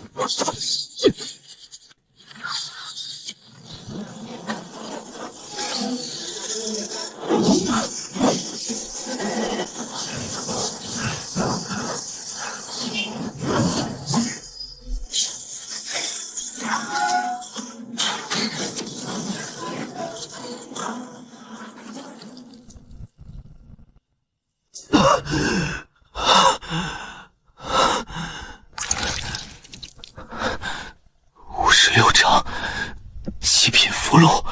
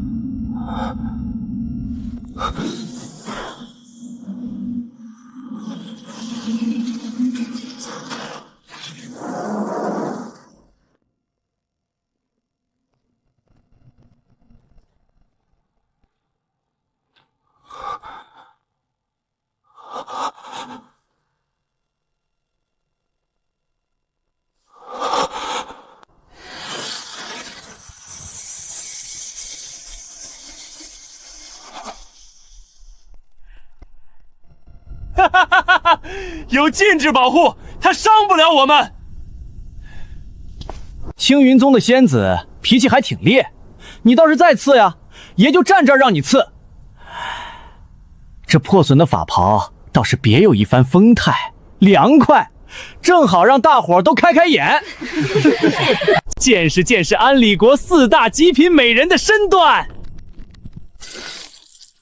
我能一剑斩杀强敌，却斩不碎这禁制，更堵不住这无邪精无悔的眼睛。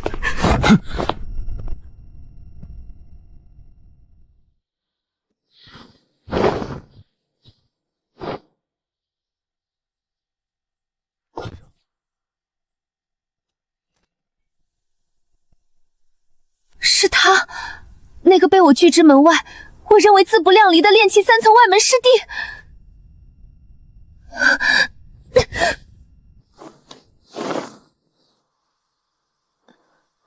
多谢。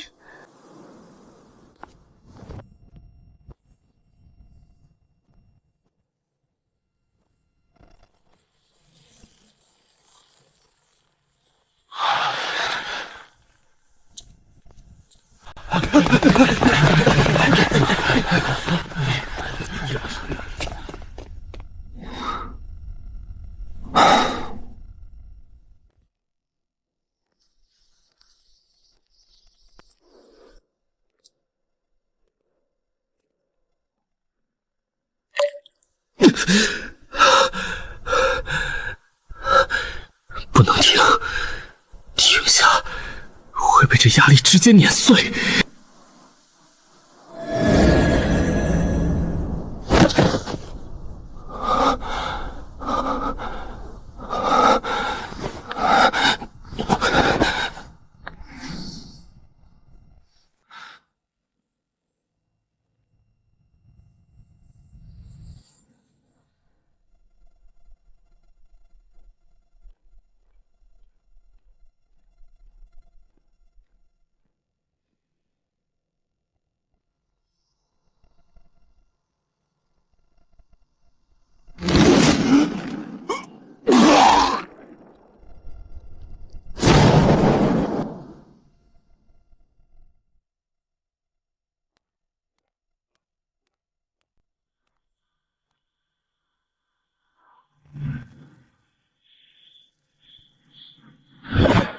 速成的炼气大约满，灵力庞大却松散。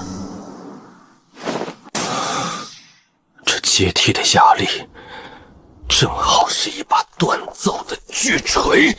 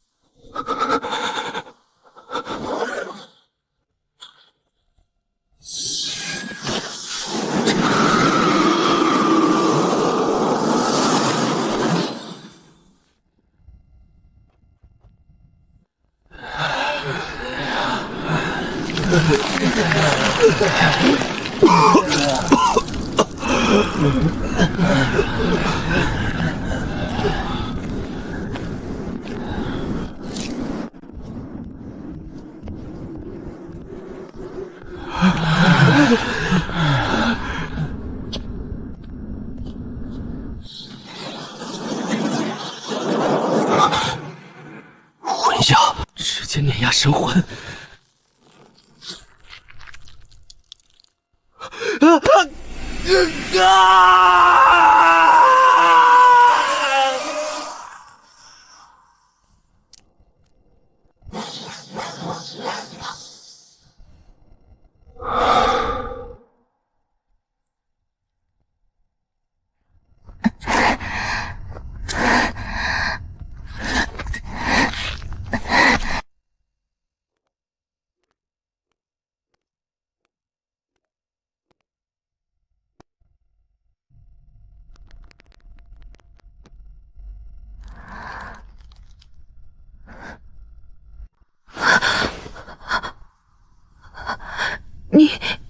你叫什么名字？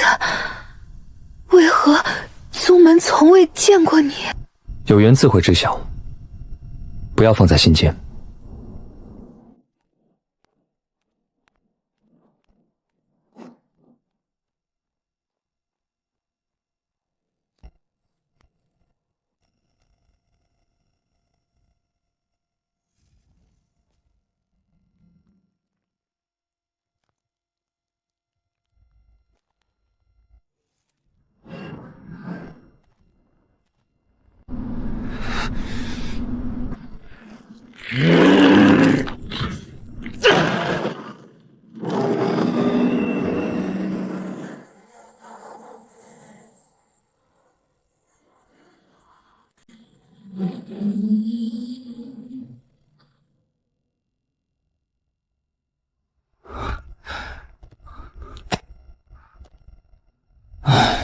费尽千辛万苦，只有这些破烂。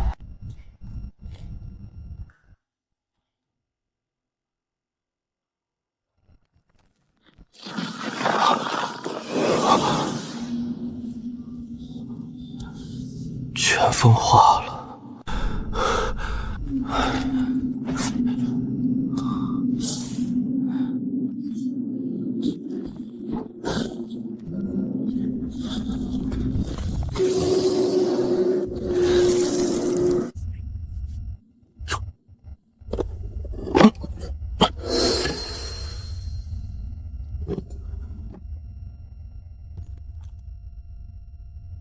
管它是什么，还有生机就行。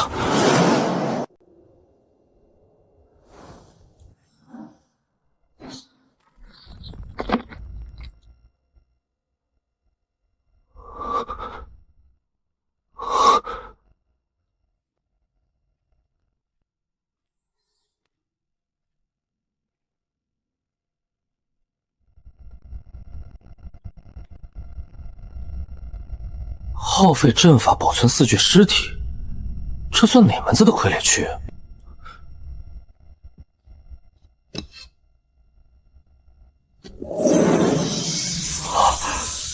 地阶下品，直指傀儡本源的秘术。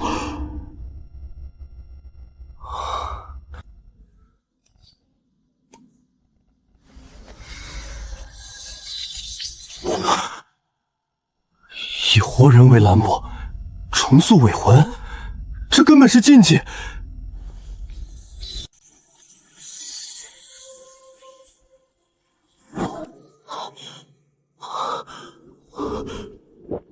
复活，以人质傀儡之躯重生，这根本是在染指造物主的权柄。前辈得罪了，授你秘术便应你之情，至于能否成功，看造化吧。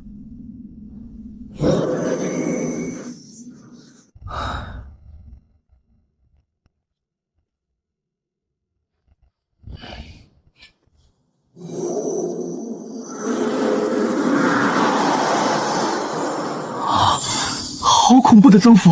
仅仅1个周天，速度比平时快了50%以上。极品辅助法器，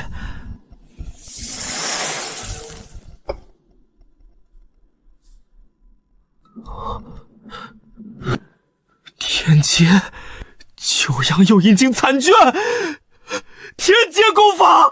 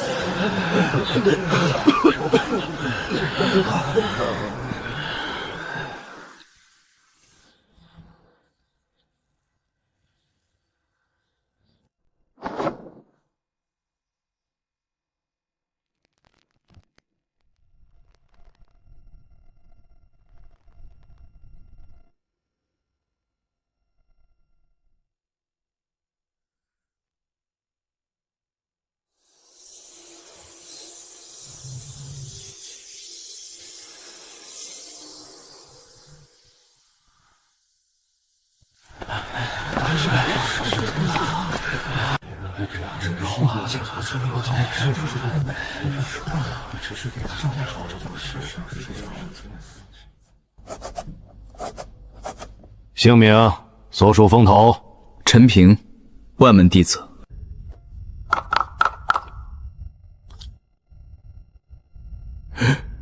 执事殿。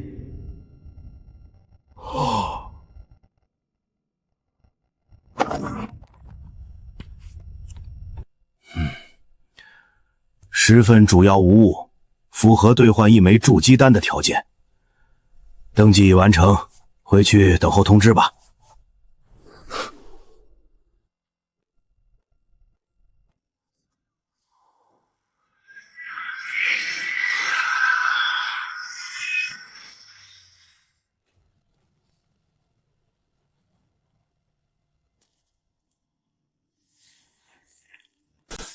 陈平，正是在下，不知执事师兄有何吩咐？关于你的筑基丹兑换，丹药暂时没有，现在不能给你。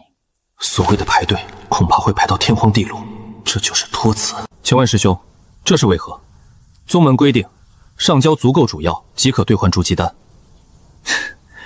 规定是规定，但宗门的筑基丹炼制分配自有章程。目前库中存丹有限，需优先供给核心弟子及对宗门有重大贡献者。像你这样的普通外门弟子，需要排队等候。那需要等多久？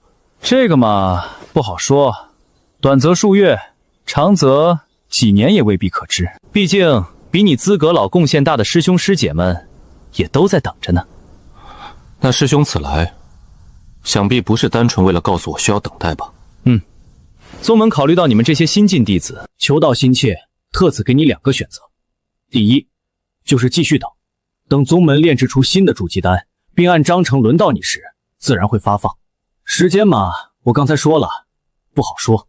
第二，你可以选择将此次兑换筑基丹的名额转让给李家，作为补偿，李家会给予你一笔丰厚的资源，足以弥补你的损失，甚至让你在炼气期修炼得更为顺畅。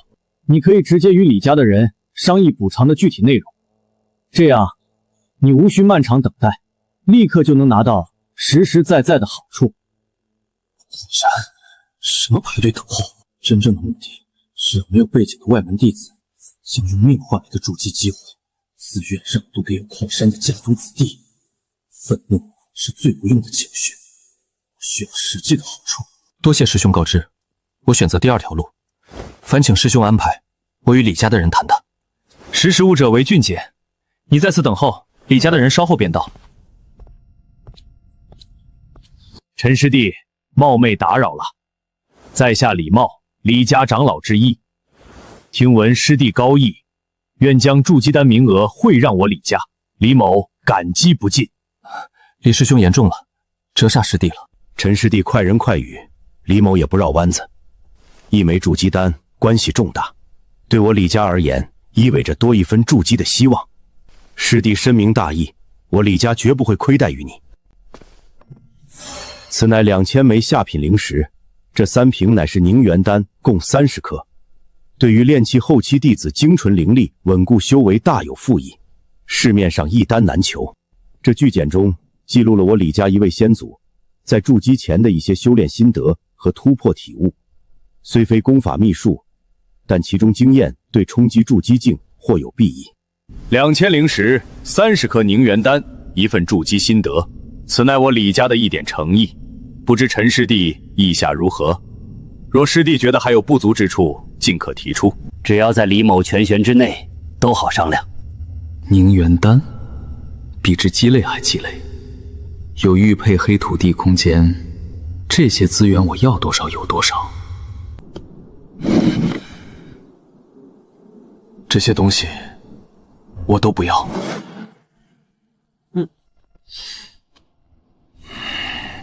不知师弟是何想法，都可以提出来。这交易嘛，自然是双方满意为好。师弟不妨开门见山，也好让我好做。这些东西确实对我无用，不过嘛，有一件东西对小弟来说还算有用，对于师兄来说，获取的方式也不算难。我需要筑基丹方，完整的筑基丹方。